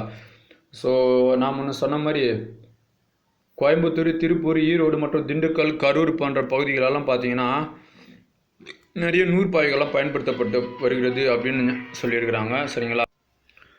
ஸோ இங்கே பாருங்கள், அதாவது தமிழ்நாடு, மகாராஷ்டிரா நூற்பாலைகளில் பயன்படுத்தப்படும் பருத்தி, பாலிஸ்டர் அதாவது கலப்பு நூல், பட்டு நூல் உற்பத்தி செய்யும் ஆலைகள் பெருமளவில் இருக்குது நம்ம தமிழ்நாடு, மகாராஷ்டிரா. சரிங்களா? ஸோ நிறைய இருக்குது அப்படின்னு சொல்கிறாங்க. பாலிஸ்டர் துணியெல்லாம் இங்கே நிறைய தயாரிக்கிறாங்க அப்படின்ட்டு. இங்கிருந்து சீனா, வங்கதேசம் போன்ற பிற நாடுகளுக்கு ஏற்றுமதி செய்யப்படுகிறாங்க. பின்னலாடை நகரம் அப்படின்னு அழைக்கிறது எது அப்படின்னா திருப்பூர் தான் அழைப்பாங்க. சரிங்களா? பின்னலாடைகளின் நகரம் என அழைக்கப்படும் திருப்பூர் 3 பில்லியன் அமெரிக்கா டாலர் மதிப்பில் பின்னலாடை ஏற்றுமதி செய்யப்படுகிறது அப்படின்னு சொல்கிறாங்க. இது மட்டும் கேர்ஃபுல்லாக ஞாபகம் வச்சுங்க. பின்னலாடை நகர்னா திருப்பூர் அப்படின்ட்டு. சரிங்களா? ஸோ நெக்ஸ்ட் வந்து பார்த்தோம் அப்படின்னா, ஸோ ஈரோடு வந்து தென்னிந்தியாவின் மொத்த மற்றும் சில்லறை ஆயுத்த ஆடை. சரிங்களா? ஆயுத்த ஆடை பார்த்தோம் அப்படின்னா எங்கன்னா ஈரோடில் தான் ஆயுத்த ஆடை. ஸோ மேலேயே நம்ம பார்த்தோம் ஆயுத்த ஆடை வந்து ஈரோடு அப்படின்னு சொல்லிட்டு. நெக்ஸ்ட் வந்து பார்த்தீங்கன்னா தோல் பொருள். சரிங்களா? தோல் பொருட்கள் இந்தியாவில் தோல் பொருள் வந்து ஏற்றுமதியில் மொத்தம் வந்து 30%, தோல் பொருட்கள் தயாரிப்பில் வந்து 70% தமிழகம் கொண்டுள்ளது அப்படின்றாங்க. முக்கியமாக பார்த்தோன்னா வேலூர், திண்டுக்கல், ஈரோடு மாவட்டத்தில் நிறைய வந்து தோல் பதனிடுறாங்க அப்படின்னு சொல்கிறாங்க. ஒவ்வொரு ஆண்டும் பன்னாட்டு தோல் பொருள் கண்காட்சி சென்னையில் தான் நடைபெறுகிறது. சரிங்களா? ஒவ்வொரு ஆண்டும் பன்னாட்டு தோல் பொருட்களின் கண்காட்சி சென்னையில் நடைபெறுகிறது. இது கேர்ஃபுல்லாக ஞாபகம் வச்சுங்க. சரிங்களா? ஒவ்வொரு ஆண்டும் பன்னாட்டு தோல் பொருட்கள் கண்காட்சி சென்னையில் நடைபெறுகிறது. நெக்ஸ்ட் பாருங்கள், மின்னணு சாதனங்கள். மின்னணு சாதனங்கள் வந்து உற்பத்தி தமிழ்நாட்டின் வளர்ந்து வரும் துறையில் தான் இருக்குது. நம்ம வந்து ரொம்ப போயில்லை, வளர்ந்து ஒரு துறையில் தான் நம்ம இருக்கிறோம் அப்படின்னு சொல்கிறாங்க. சரிங்களா? ஸோ நெக்ஸ்ட் வந்து பார்த்தீங்கன்னா, ஸோ பல பன்னாட்டு மற்றும் தெற்கு ஆசியாவின் மின்னணு சாதனங்கள் உற்பத்தி மையமாக சென்னையில் தான் இருக்குது. சரிங்களா? நெக்ஸ்ட் வந்து பார்த்தீங்கன்னா வாகன உற்பத்தி. ஆசியாவின் டெட்ராய்டு என அழைக்கப்படும் சென்னை மிகப்பெரிய அளவிலான வாகன உதிரி பாகங்கள் தயாரிக்க உகந்த இடமாக இருக்குது அப்படின்றாங்க. சரிங்களா? ஆசியாவினுடைய டெட்ராய்டு எது அப்படின்னா சென்னை. சரிங்களா? தமிழ்நாடு இந்திய அளவில் வாகனம் மற்றும் வாகன உதிரி பாகங்கள் உற்பத்தியில் 28%, லாரிகளுக்கான உற்பத்தியில் 19%, காரு. சரிங்களா? ஸோ இதிலெல்லாம் பார்த்தீங்கன்னா 18% இருக்குது அப்படின்னு சொல்கிறாங்க. நெக்ஸ்ட் வந்து பார்த்தீங்கன்னா, ஸோ இது கரெக்டாக ஞாபகம், வாகன உற்பத்தினா சென்னை ஆசியாவின் டெட்ராய்டு அப்படின்றது. சிமெண்ட் தொழிற்சாலை உற்பத்தியில் நம்ம இந்திய அளவில் 3வது இடத்தில் இருக்கிறோம். சரிங்களா? சிமெண்ட் தொழிற்சாலை உற்பத்தியில் நம்ம இந்திய அளவில் 3வது இடத்தில் இருக்கின்றோம். சரிங்களா? முதல் இடத்தில் வந்து பார்த்தீங்கன்னா ஆந்திர பிரதேசம், 2வது இடத்துல பார்த்தீங்கன்னா ராஜஸ்தான், அதுக்கு அடுத்தபடியாக தான் நம்ம 3வது இடத்தில் இருக்கிறோம். இங்கே தெரியும், அதாவது ராம்கோ சிமெண்ட்டு, இந்தியா சிமெண்ட்டு இதெல்லாம் நிறைய இருக்குது. சிமெண்ட் தொழிற்சாலை எண்ணிக்கை 21 அலகுடன் தமிழ்நாடு 2வது இடத்தில் இருக்குது. சரிங்களா? இது வேறு இது வேறு. இது என்ன சொல்கிறாங்கன்னா, உற்பத்தியில் வந்து பார்த்தோம் அப்படின்னா நம்ம 3வது இடம். இதுவே சிமெண்ட் தொழிற்சாலைகள் எண்ணிக்கையில் 21 தொழிற்சாலை தான் நம்ம கிட்ட இருக்குது. அதனால் நம்ம வந்து 2வது இடத்தில் இருக்கிறோம் அப்படின்னு சொல்கிறாங்க. ஆந்திரா தான் அதுலேயே முதல் இடத்தில் இருக்குது அப்படின்னு சொல்கிறாங்க சிமெண்ட்டு தொழிற்சாலையில். சரிங்களா? 35 அளவுடன் ஆந்திரா வந்து பார்த்தீங்கன்னா 35 தொழிற்சாலை வச்சுருக்குது ஆந்திரா. அதான் வந்து முதலிடம். நம்ம வந்து 21 தான் வச்சுக்கிறோம் தொழிற்சாலைகள், அதனால் நம்ம 2வது இடம் அப்படின்னு சொல்கிறாங்க. சரிங்களா? நெக்ஸ்ட் வந்து பார்த்தீங்கன்னா பட்டாசு பொருட்கள். ஸோ நம்மளுக்கு நல்லாவே தெரியும், பட்டாசுனாவே நம்மளுக்கு டக்குன்னு ஞாபகம் வர்றது வந்து சிவகாசி தான். சரிங்களா? ஸோ இதை வந்து ஜவஹர்லால் நேரு அவர் என்னன்னு சொல்கிறாரு, குட்டி ஜப்பான் அப்படின்னு அழைச்சிருப்பார் சிவகாசி. சரிங்களா? சிவகாசி வந்து குட்டி ஜப்பான் என அழைத்தவர் யார் அப்படின்னா ஜவஹர்லால் நேரு. அதேமாதிரி இந்தியாவின் அச்சுத்துறையில் தீர்வுகளில் 60% சிவகாசியில் இருந்தே பெறப்படுகிறது அப்படின்றாங்க. இந்திய பட்டாசு உற்பத்தியில் வந்து 80% வந்து சிவகாசியில் தயாரிக்கப்படுகிறது. இந்தியாவின் அச்சுத்துறை தீர்வுகளில் வந்து 60% வந்து சிவகாசியிலிருந்தே பெறப்படுகிறது அப்படின்னு சொல்லி இது முடியும். நெக்ஸ்ட் வந்து பார்த்தீங்கன்னா பிற தொழிற்சாலைகள். உலக அளவில் மின்பொருட்கள் தயாரிப்பில் மிகப்பெரிய ஒன்றான பெல் நிறுவனம் திருச்சி மற்றும் ராணிப்பேட்டை இங்கே தான் இருக்குது. 2 இடத்துல தான். ஒன்று வந்து திருச்சி, இன்னொன்று வந்து பெல். சரிங்களா? நம்ம தமிழகத்தை பொறுத்த வரைக்கும் அதாவது திருச்சி மற்றும் ராணிப்பேட்டையில் தான் வந்து இந்த பெல் தொழிற்சாலையே இருக்குது. ஒன்று திருச்சி, இன்னொன்று வந்து ராணிப்பேட்டை. இது மட்டும் கேர்ஃபுல்லாக ஞாபகம் வச்சுங்க. நெக்ஸ்ட் வந்து பார்த்தீங்கன்னா, அதாவது தமிழக அரசின் தமிழ்நாடு காகித தயாரிப்பு நிறுவனம் உலகின் மிகப்பெரிய காகித நிறுவனம் எங்கே இருக்குது அப்படின்னா கரூரில் இருக்குது. சரிங்களா? காகிதனா கரூர், காக்கா அப்படியே ஞாபகம் வச்சுங்க. சரிங்களா? நெக்ஸ்ட் வந்து பார்த்தோம் அப்படின்னா, ஸோ இங்கே பாருங்கள், அதாவது இந்தியாவின் சிமெண்ட் உற்பத்தியில் அரியலூர், விருதுநகர், கோயம்புத்தூர் மற்றும் திருநெல்வேலி ஆகிய பகுதிகளில் தயாரிப்பு நிறுவனங்களை கொண்டு தமிழ்நாடு முதலிடத்தில் உள்ளது அப்படின்னு சொல்கிறாங்க. சரிங்களா. நெக்ஸ்ட் வந்து பார்த்தீங்கன்னா, அதாவது சேலத்தை சுற்றியுள்ள பகுதிகள் செழிப்பான கனிமங்களை கொண்டு உள்ளது. இதெல்லாம் மிகப்பெரிய எஃகு உருக்காலை இங்கே தான் இருக்குது. சாயல், சரிங்களா, இங்கே தான் இருக்குது அப்படின்னு சொல்கிறாங்க. செயில், சரிங்களா, எங்கன்னா சேலத்தில் தான் இருக்குது அப்படின்னு சொல்கிறாங்க. நெக்ஸ்ட் வந்து இந்தியாவின் மோட்டார் மற்றும் பம்புகளுக்கான தேவையில் 2/3 பங்கினை வழங்குவதில் கோயம்புத்தூர் மாவட்டம் காற்றழுத்த விசை பம்பு, அதாவது பம்பு சிட்டி எது அப்படின்னா, பம்பு சிட்டி காற்றழுத்த விசைக்குழாய் எது சொல்கிறாங்கன்னா கோயம்புத்தூரில் தான் சொல்கிறாங்க. சரிங்களா. எஃகு நகரம்னா சேலம், பம்பு சிட்டி அப்படின்னு கேட்டாங்கன்னா கோயம்புத்தூர். சரிங்களா. இதெல்லாம் கேர்ஃபுல்லாக. பின்னலாடை நகர்னா திருப்பூர். சரிங்களா. இதெல்லாம் ஞாபகம் வச்சுங்க. நெக்ஸ்ட் வந்து பார்த்தோம் அப்படின்னா, மாவு அரைக்கும் இயந்திரம்லாம் கூட இங்கே இருக்குது அப்படின்றாங்க. அதோடு மட்டும் இல்லாமல் இங்கே பாருங்கள், ஸோ மாவு அரைப்பான் இயந்திரம் மற்றும் வாகன உதிரி பாகம் ஏற்றுமதியில் முக்கிய பங்கு வகிப்பதில் கோயம்புத்தூர் மாவு அரைப்பான் இயந்திரத்திற்கான புவிசார் குறியீட்டை பெற்றுள்ளது அப்படின்னு சொல்கிறாங்க. சரிங்களா. கோயம்புத்தூர் வந்து மாவு அரைப்பான் இயந்திரத்திற்கான புவிசார் குறியீட்டை பெற்றுள்ளது அப்படின்னு சொல்கிறாங்க. புரியுதுங்களா. இது கேர்ஃபுல்லாக ஞாபகம் வச்சுங்க. சரிங்களா. மாவு அரைப்பான் இயந்திரத்திற்கான புவிசார்பு குறியீடு எந்த மாவட்டம் பெற்றுள்ளது? தமிழ்நாட்டிற்கும் கோயம்புத்தூர் தான். தூத்துக்குடி வந்து தமிழ்நாட்டின் நுழைவு வாயில் என அழைக்கப்படுகிறது. தூத்துக்குடி வந்து தமிழ்நாட்டின் நுழைவு வாயில். சரிங்களா. தமிழ்நாட்டின் நுழைவாயில் என்று அழைக்கப்படுவது எது அப்படின்னா தூத்துக்குடி. சரிங்களா. மாநில வேதிப்பொருள் உற்பத்தியில் தூத்துக்குடி வந்து முதலிடம் வகிக்குதான். சரிங்களா. இந்திய உற்பத்தியில் 30%, மாநில உப்பு உற்பத்தியில் 70% வந்து தூத்துக்குடி உள்ளது அப்படின்னு சொல்கிறாங்க. சரிங்களா. நெக்ஸ்ட் வந்து பார்த்தீங்கன்னா, சிறு குறு நடுத்தர நிறுவனங்கள். முன்னே சொல்லிட்டாங்க, சிறு குறு நடுத்தர நிறுவனங்கள் வந்து பார்த்தோம் அப்படின்னா, அதாவது கட்டமைப்பு மற்றும் தளவாட பொருட்கள் மீதான முதலீட்டின் அடிப்படையில் நிலம் மற்றும் கட்டிடம் நீங்களாக உற்பத்தி நிறுவனம், பணிகள் நிறுவனம் என 2 வகைப்படுத்தலாம். ஸோ தமிழ்நாடு பார்த்தீங்கன்னா சிறு குறு மற்றும் நடுத்தர நிறுவனங்களில் தமிழ்நாடு எத்தனை சதவீதம், அதாவது 15.7% தேசிய அளவில் முதலிடத்தில் உள்ளது. சரிங்களா. சிறு குறு உற்பத்தியில் வந்து நாம் பார்த்தீங்கன்னா முதலிடத்தில் இருக்கிறோம். சரிங்களா. மேலே சொன்னது தான் கீழே. நெக்ஸ்ட் வந்து பார்த்தீங்க அப்படின்னா, ஸோ இங்கே வாங்க, ஆற்றல் பற்றி சொல்கிறாங்க பாருங்கள். அதாவது தென் மாநிலங்களில் நிறுவப்பட்ட மின் பயன்பாட்டு திறன் எது எதுனா தமிழ்நாட்டில் வந்து பார்த்தீங்கன்னா அலகு வந்து 26,865 மெகாவாட்டு தரம் 1. சரிங்களா. கர்நாடகா வந்து 18,000 தான் வந்து. சரிங்களா. ஆந்திரா வந்து 17,000 சில்லற, தெலுங்கானா வந்து 12,000, கேரளா வந்து 4,841 அப்படின்னு சொல்கிறாங்க. அப்போ கேரளாவில் ரொம்ப கம்மி. ஆனால் அதிகமாக இருக்குது எங்கள் தமிழ்நாட்டில் தான் வந்து அதிகமாக, அதாவது மின் பயன்பாட்டு திறன் வந்து இங்கே இருக்குது அப்படின்னு சொல்கிறாங்க. சரிங்களா. நெக்ஸ்ட் வந்து பார்த்தோம் அப்படின்னா,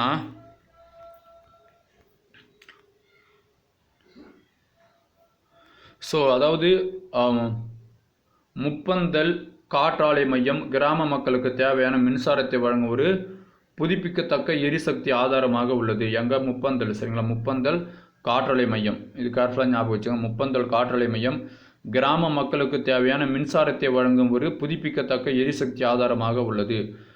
அதோடு மட்டும் இல்லாமல் பார்த்தீங்கன்னா, கோயம்புத்தூர், பொள்ளாச்சி, தாராபுரம் மற்றும் உடுமலைப்பேட்டை போன்ற இடங்களில் ஏற்கனவே அமைக்கப்பட்டுள்ள காற்றலை தவிர நாகர்கோயில் மற்றும் தூத்துக்குடி ஆகிய இடங்களும் புதிதாக காற்றலைகள் அமைக்கப்பட்டுள்ளன அப்படின்னு சொல்கிறாங்க. எங்கெங்க? நாகர்கோயில், தூத்துக்குடி. அதாவது இந்த கடல் ஓரமாக தான் அமைப்பாங்க. ஏன் அப்படின்னா அப்போ தான் காற்று வந்து ஈஸியாக வரும் அப்படின்னு சொல்லிட்டு. இது இந்தியாவில் 2% மின் தேவையை வந்து பூர்த்தி செய்யுது அப்படின்னு சொல்கிறாங்க. சரிங்களா. ஸோ அதோடு மட்டும் இல்லாமல் இந்தியாவின் காற்றலை உற்பத்தியில் பாதி அளவு இந்த 2000 மெகாவாட் இங்கே உற்பத்தி செய்யப்படுகிறது அப்படின்றாங்க. நெக்ஸ்ட், அதாவது நல்லா ஒன்று ஞாபகம், இந்தியாவின் காற்றலை உற்பத்தியில் தமிழ்நாடு தான் முதலிடும். அது கரெக்டாக ஞாபகம் வச்சுங்க. நெக்ஸ்ட்டு, அணு மின் நிலையம். கல்பாக்கம், கூடங்குளம் ஆகியன தமிழ்நாட்டின் முக்கிய அணு மின் நிலையங்கள். தமிழ்நாட்டில், அதாவது கல்பாக்கம், கூடங்குளம் இதெல்லாம் வந்து தமிழ்நாட்டின் முக்கிய அணு மின் நிலையங்கள். நெக்ஸ்ட் வந்து பார்த்திங்க அப்படின்னா, அதாவது கூடங்குளம் பார்த்தீங்கன்னா ஏற்கனவே நிறுவப்பட்டுள்ள திறன் அலகு. கூடங்குளத்தில் வந்து 1834 மெகாவாட். சரிங்களா. 1834 மெகாவாட். இதே கல்பாக்கம் பார்த்து அப்படின்னா 470 மெகாவாட் அப்படின்னு சொல்கிறாங்க. சரிங்களா. இது கேர்ஃபுல்லாக ஞாபகம் வச்சோம். கூடங்குளம்னா 1834, கல்பாக்கம் அப்படின்னா 470. சரிங்களா. மெகாவாட் அளவு உற்பத்தி செய்யப்படுது. அதுக்கடுத்தது பார்த்தீங்கன்னா அனல் மின் ஆற்றல். தமிழ்நாட்டில் உற்பத்தியாகும் வெப்ப ஆற்றலில் அதிக அளவு அத்திப்பட்டு, எண்ணூர், மேட்டூர், நெய்வேலி மற்றும் தூத்துக்குடி ஆகிய இடங்களில் பெறப்படுகிறது அப்படின்றாங்க. இதை வந்து அனல் மின் நிலையம். சரிங்களா. ஸோ என்ன சொல்கிறாங்க வராங்கன்னா, தமிழ்நாடு தேசிய உற்பத்தியில் 34% மேலாக உற்பத்தி செய்து முதலிடம் வகிக்கிறது. ஸோ அனல் மின் நிலையம் உற்பத்தியில் கூட நம்ம முதலிடம் தான் வகிக்கிறோம் அப்படின்னு சொல்கிறாங்க. சரிங்களா? ஸோ நெக்ஸ்ட் வந்து பார்த்தோன்னா இங்கே வாங்க. புனல் மின் நிலையம். தமிழ்நாட்டில் 20க்கும் மேற்பட்ட புனல் மின் நிலையங்கள், அவற்றில் கொந்தா, மேட்டூர், மரவண்டி இதெல்லாம் புனல் மின் நிலையம் அப்படின்னு சொல்கிறாங்க. அனல் மின் நிலையத்தில் நம்ம 1 இடம். நெக்ஸ்ட்டு சூரியகாந்தி மின்சாரம். சரிங்க, சூரிய சக்தின்னு ஃபஸ்ட்டு சூரிய சக்தி மின்சாரம். ஸோ சூரிய மின் உற்பத்தியில் இந்தியாவின் சிறந்த மாநிலமாக தமிழ்நாடு விளங்குகிறது. சரிங்களா? தமிழ்நாடு சூரிய மின் உற்பத்தியில் இந்தியாவின் சிறந்த மாநிலமாக விளங்குகிறது அப்படின்றாங்க. நெக்ஸ்ட் வந்து பார்த்தீங்க அப்படின்னா இங்கே பாருங்களேன், தரவரிசை மாநிலம் மொத்த திறன் 31 ஜனவரி 2017 பிரகாரம் என்ன சொல்கிறாங்கன்னா, தமிழ்நாடு வந்து 1590.97 அளவுக்கு வந்து மெகாவாட். தமிழ்நாடு, ராஜஸ்தான் அதுக்கு அடுத்தபடியாக இருக்குது, குஜராத் அதுக்கு அடுத்தபடி, தெலுங்கானா அதுக்கு அடுத்தபடி, ஆந்திரம் அதை விட ரொம்ப கம்மியாக இருக்குது. சரிங்களா? இது மட்டும் கேர்ஃபுல்லாக ஞாபகம் வச்சுங்க. நெக்ஸ்ட்டு தென் தமிழகம் சூரிய மின்சக்தி திட்டங்களை செயல்படுத்த உகந்த மண்டலமாக இருக்குது. எது? தென் தமிழகம் தான். சரிங்களா? சூரிய மின்சக்தி திட்டங்களையும் இங்கே தான் வந்து வெயில் காலத்தில் ரொம்ப வெயில் வரும், அதனால தான். சரிங்களா? நெக்ஸ்ட்டு காற்றலை மின்சாரம். இந்திய அளவில் தமிழ்நாடு அதிக அளவு காற்று வழி மின்சாரம் தயாரிக்கும் கட்டமைப்பை கொண்ட ஒரு மாநிலமாக இருக்குது. அதாவது கரையிலேருந்து மின்சாரம் தயாரிக்க ஏதுவான இடமாக திருநெல்வேலி, தூத்துக்குடி இதெல்லாம் இருக்குது அப்படின்னு சொல்கிறாங்க. சரிங்களா? நெக்ஸ்ட் வந்து பணிகள் துறை. அதாவது வங்கி, காப்பீடு, சக்தி, அப்புறம் போக்குவரத்து மற்றும் தகவல் தொடர்பு ஆகியவை முதன்மை துறையான பணிகள் துறையாகும் அப்படின்றாங்க. வங்கி பார்த்தோம் அப்படின்னா, தமிழ்நாட்டில் மொத்த வங்கிகள் சேவைகள் தேசியமயமாக்கப்பட்டது வந்து 52% பங்களிப்புடன், அதாவது 5337 தனியார், அதாவது தேசியமயமாக்கப்பட்ட வங்கிகள் மொத்தம் இருக்குது அப்படின்றாங்க. இதில் வந்து 30%, அதாவது 360 கிளை வந்து தனியார் வங்கிகளும், பாரத் ஸ்டேட்டு அதன் துணை நிறுவனங்கள் வந்து 13% இருக்குது அப்படின்னு சொல்கிறாங்க. சரிங்களா? அயல்நாட்டு வங்கிகள் 2 இருக்குது அப்படின்னு சொல்லியிருக்கிறாங்க.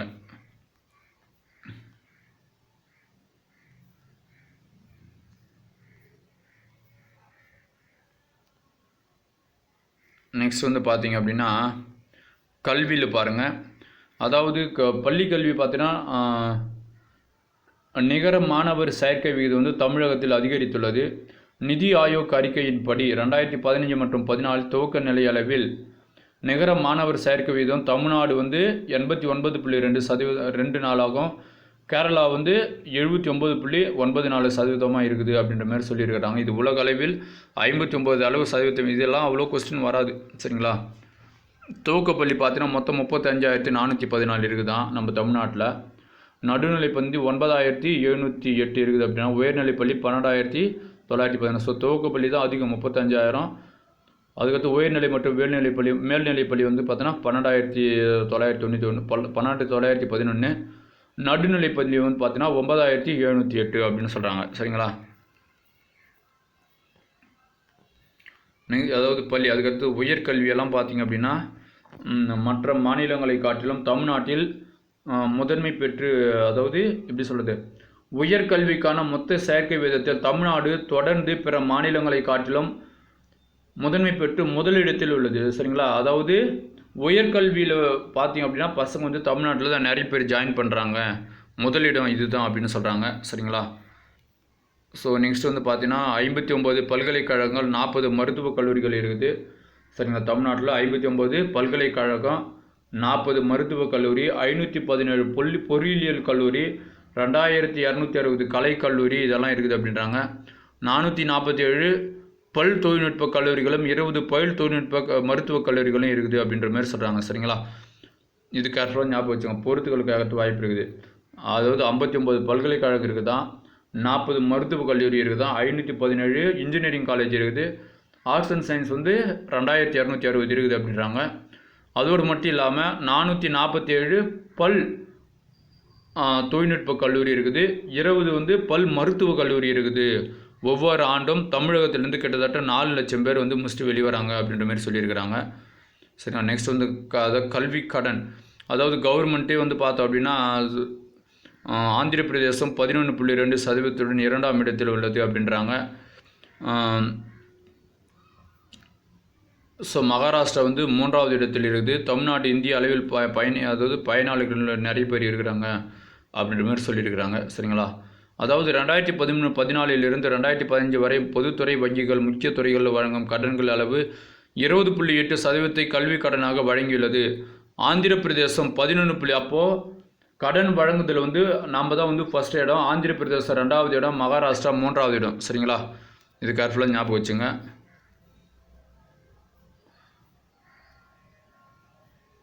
நெக்ஸ்ட் வந்து பார்த்தீங்கன்னா உடல் நலம்.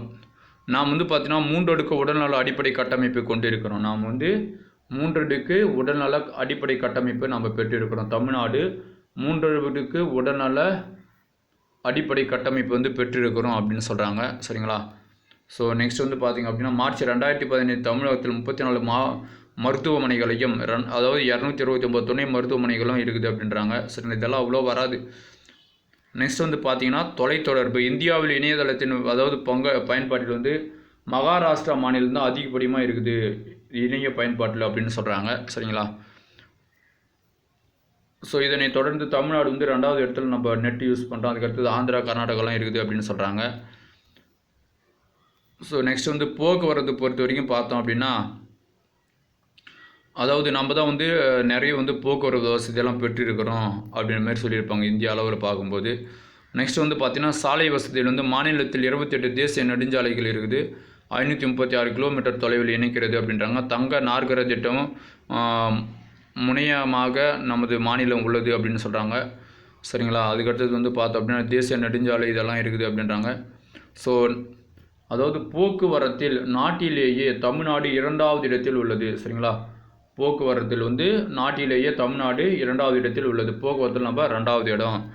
ரயில் போக்குவரத்து அதுக்கடுத்தது பார்த்திங்கன்னா தமிழ்நாடு நன்கு மேம்படுத்தப்பட்ட இருப்பு பாதை இருக்குது. அதோடு மட்டும் இல்லாமல் அதாவது தென்னக ரயில்வேவினுடைய தலைமையிடமாக சென்னை இருக்குது அப்படின்னு சொல்கிறாங்க. சரிங்களா? தென்னக ரயில்வேவின் தலைமையிடமாக சென்னை இருக்குது. இது பல்வேறு அதாவது பல்வேறு அதாவது எப்படி சொல்கிறது, தெற்கு பக்கம் போகிறதுக்கு நாட்டில் எங்கே போகிறதுக்கு இருந்தாலும் வந்து இங்கேருந்து போக முடியும் ரயில் மூலிமா. அதாவது நம்ம நாட்டில் மட்டும் சொல்கிறேன். சரிங்களா?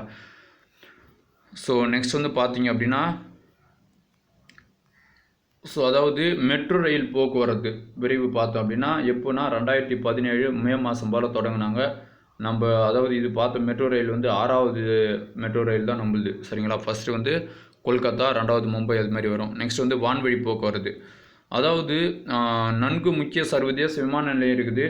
மும்பை, தில்லி அடுத்தபடியாக இந்தியாவின் 3வது சர்வதேச விமான நிலையமாக எது இருக்குது அப்படின்னா நம்மளுடைய சென்னை தான் இருக்குது. அதோடு மட்டும் இல்லாமல் உள்நாட்டு அதாவது சர்வதேச விமான கோயம்புத்தூர், மதுரை, திருச்சிராப்பள்ளி மாவட்டங்களும் சர்வதேச விமான நிலையங்கள் உள்ளது அப்படின்னு சொல்கிறாங்க.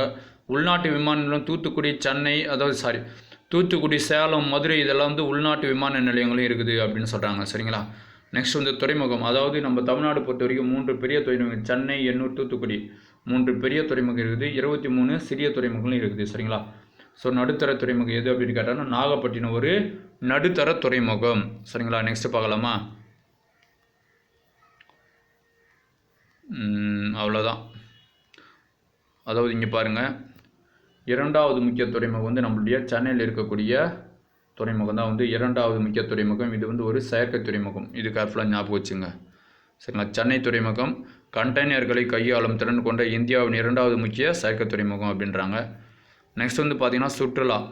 முற்காலத்திலிருந்தே தமிழ்நாடு ஒரு சிறந்த சுற்றுலா மையமாக திகழ்கிறது. சரிங்களா? இதில் வந்து அதாவது நம்மளுக்கே தெரியும் தமிழ்நாடு சுற்றுலா மேம்பாட்டுத்துறை தமிழ்நாட்டின் சுற்றுலாவை வந்து மேம்படுத்தி கொண்டு வருகிறது. ஸோ அதாவது சுற்றுலாத்துறையில் பார்த்தோம் அப்படின்னா தமிழகம் தான் முதலிடம் வகிக்கிறது. சரிங்களா? இங்கே பாருங்கள், சுற்றுலாத்துறையில் தமிழகம் முதலிடம் வகிக்கிறது. நெக்ஸ்ட் வந்து பார்த்தீங்கன்னா வறுமை மற்றும் வேலைவாய்ப்பின்மை. அது போயினே இருக்குதுங்க, பார்ப்போம் இருங்க.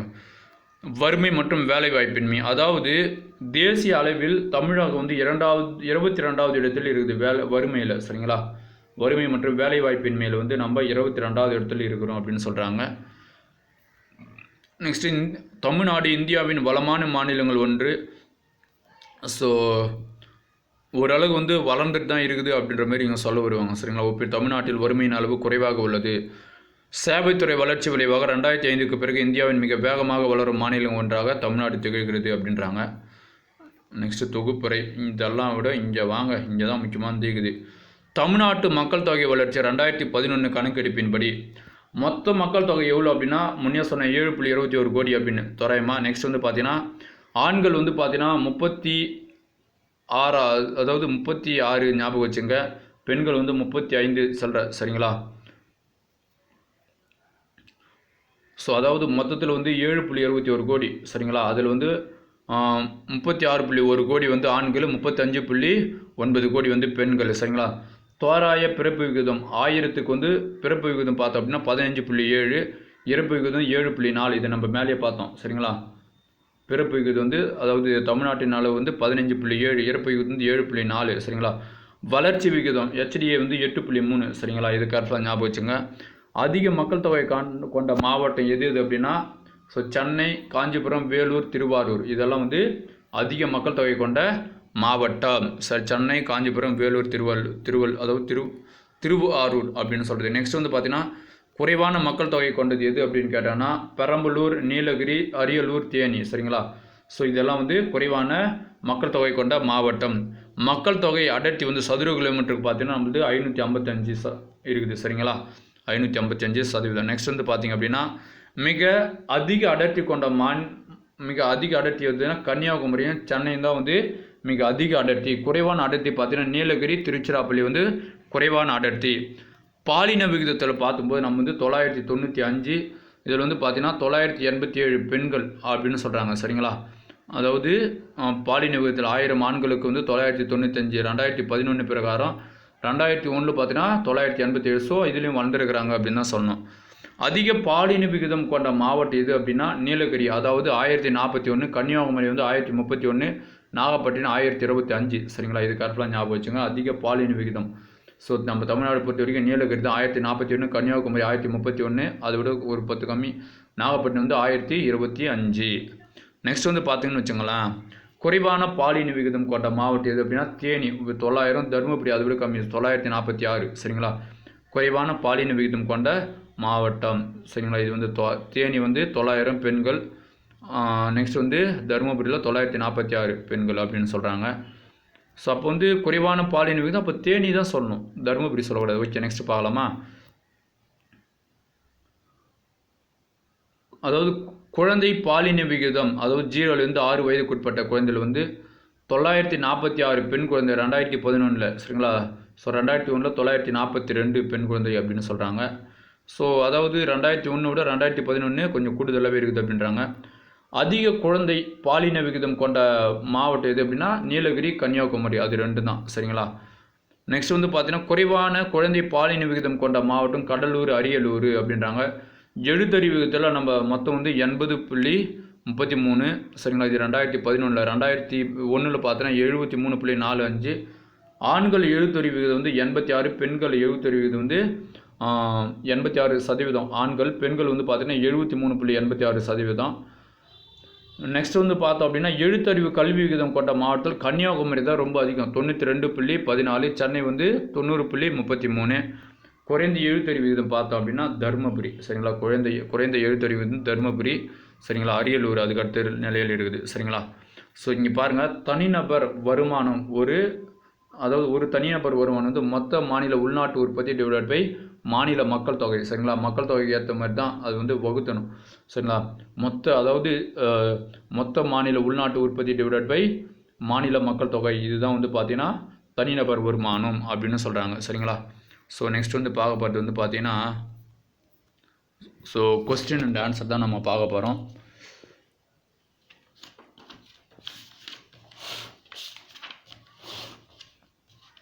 சுகாதார குறியீட்டில் தமிழ்நாடு மேலாக உள்ளது, அதாவது குஜராத் சரிங்களா. குஜராத்துக்கு தான் நம்ம மேலாக இருக்கிறோம் சரிங்களா. நெக்ஸ்ட் வந்து பார்த்தீங்கன்னு வச்சுங்களேன் சுகாதார குறியீட்டில் தமிழ்நாடு எந்த மாநிலத்திற்கு மேலாக உள்ளது அப்படின்னு கேட்டோம்னா குஜராத்.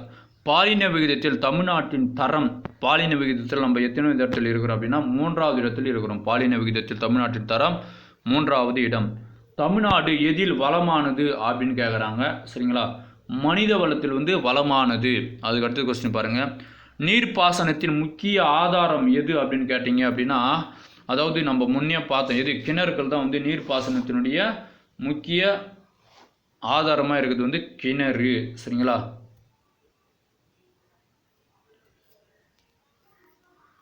நெக்ஸ்ட் வந்து பார்த்தீங்கன்னு வச்சுக்கலாம், பின்னலாடை உற்பத்தி அதிகம் உள்ள இடம் எது அப்படின்னா திருப்பூர், பின்னலாடை உற்பத்தி. நெக்ஸ்ட் வந்து பார்த்தீங்கன்னா, கீழ்கண்டவற்றில் தவறான இணை எது அப்படின்னு கேட்குறாங்க. தமிழ்நாட்டின் நுழைவாயில் தூத்துக்குடி, கரெக்டு, சரிங்களா. நெக்ஸ்ட் வந்து பார்த்தீங்கன்னா, வீட்டு ஜவுளி தயாரிப்பு வந்து ஈரோடு, எஃகு நகரம், பம்பு சிட்டி, தவறான இணை எது அப்படின்னு கேட்குறாங்க. வீட்டு ஜவுளி தயாரிப்பு வந்து ஈரோடுன்னு சொல்கிறாங்க இல்லையா, ஸோ இதுதான் வந்து தப்பான், மற்றதெல்லாம் கரெக்டாக, சரிங்களா. அப்போ இங்கே வந்து இதுதான் ஆன்சரு.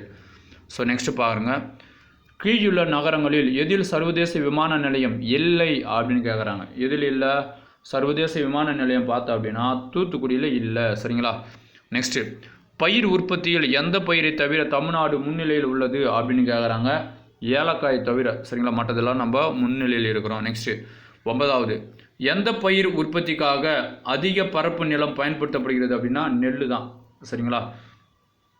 நெக்ஸ்ட்டு பாருங்கள், எழுத்தறிவு விதத்தில் தமிழ்நாட்டின் தரம், எழுத்தறிவு விதத்தில் தமிழ்நாட்டின் தரம் வந்து எத்தனாவது இடத்துல இருக்கிற நம்ம எழுத்தறிவு விகிதத்தில், நம்ம 8வது இடத்துல இருக்கிறோம் எழுத்தறிவு விகிதத்தில். நெக்ஸ்ட் வந்து பார்த்தீங்கன்னா, சிறு குறு நடுத்தர நிறுவனங்களுக்கு முதலீட்டு தமிழ்நாட்டின் தரம் வந்து 1வது, சரிங்களா. அதுக்கடுத்து 12வது பாருங்கள், தமிழ்நாட்டில் மாவட்டத்தில் பாலின விகிதம் அதிகமாக உள்ளது அப்படின்னா நீலகிரி தான், 1041. நெக்ஸ்ட்டு பார்க்கலாமா, 13 இங்கே இருக்குது பாருங்கள், எந்த மாவட்டத்தில் குழந்தை பாலின விகிதம் குறைவாக உள்ளது, எந்த மாவட்டத்தில் குழந்தை பாலின விகிதம் குறைவாக இருக்கிறது அப்படின்னு கேட்குறாங்க. இங்கே வாங்க, இந்த கட்டத்தில் பார்த்தா தெரியும். அதாவது இங்கே எங்கிறது குழந்தை பாலின விகிதம்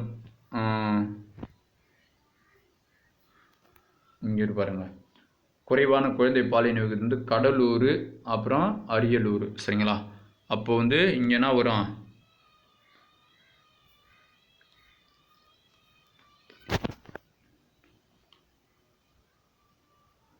ஸோ அரியலூர் அப்படின்றது தான் வரும், சரிங்களா.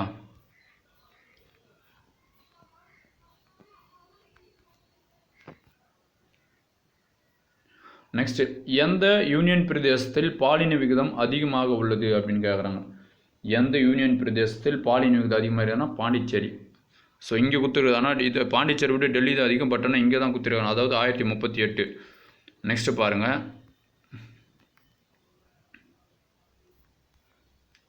தமிழ்நாட்டு உள்நாட்டு உற்பத்தி அதிக பங்கு வகிப்பது எதில் அப்படின்னு கேட்குறாங்க. எதில், பணிகளில் தான் அதிக பங்கு வகிக்கணும். நெக்ஸ்ட் பாருங்கள், மனித வளர்ச்சி குறியீட்டில் தமிழ்நாட்டினுடைய தரம் வந்து 3வது இடம், சரிங்களா. ஏன்னாங்க இதில் எதுவுமே தரகானா, மனித வளர்ச்சி குறியீட்டில் வந்து நம்ம தமிழ்நாடு வந்து பார்த்திங்கன்னா 3வது இடம் தானே.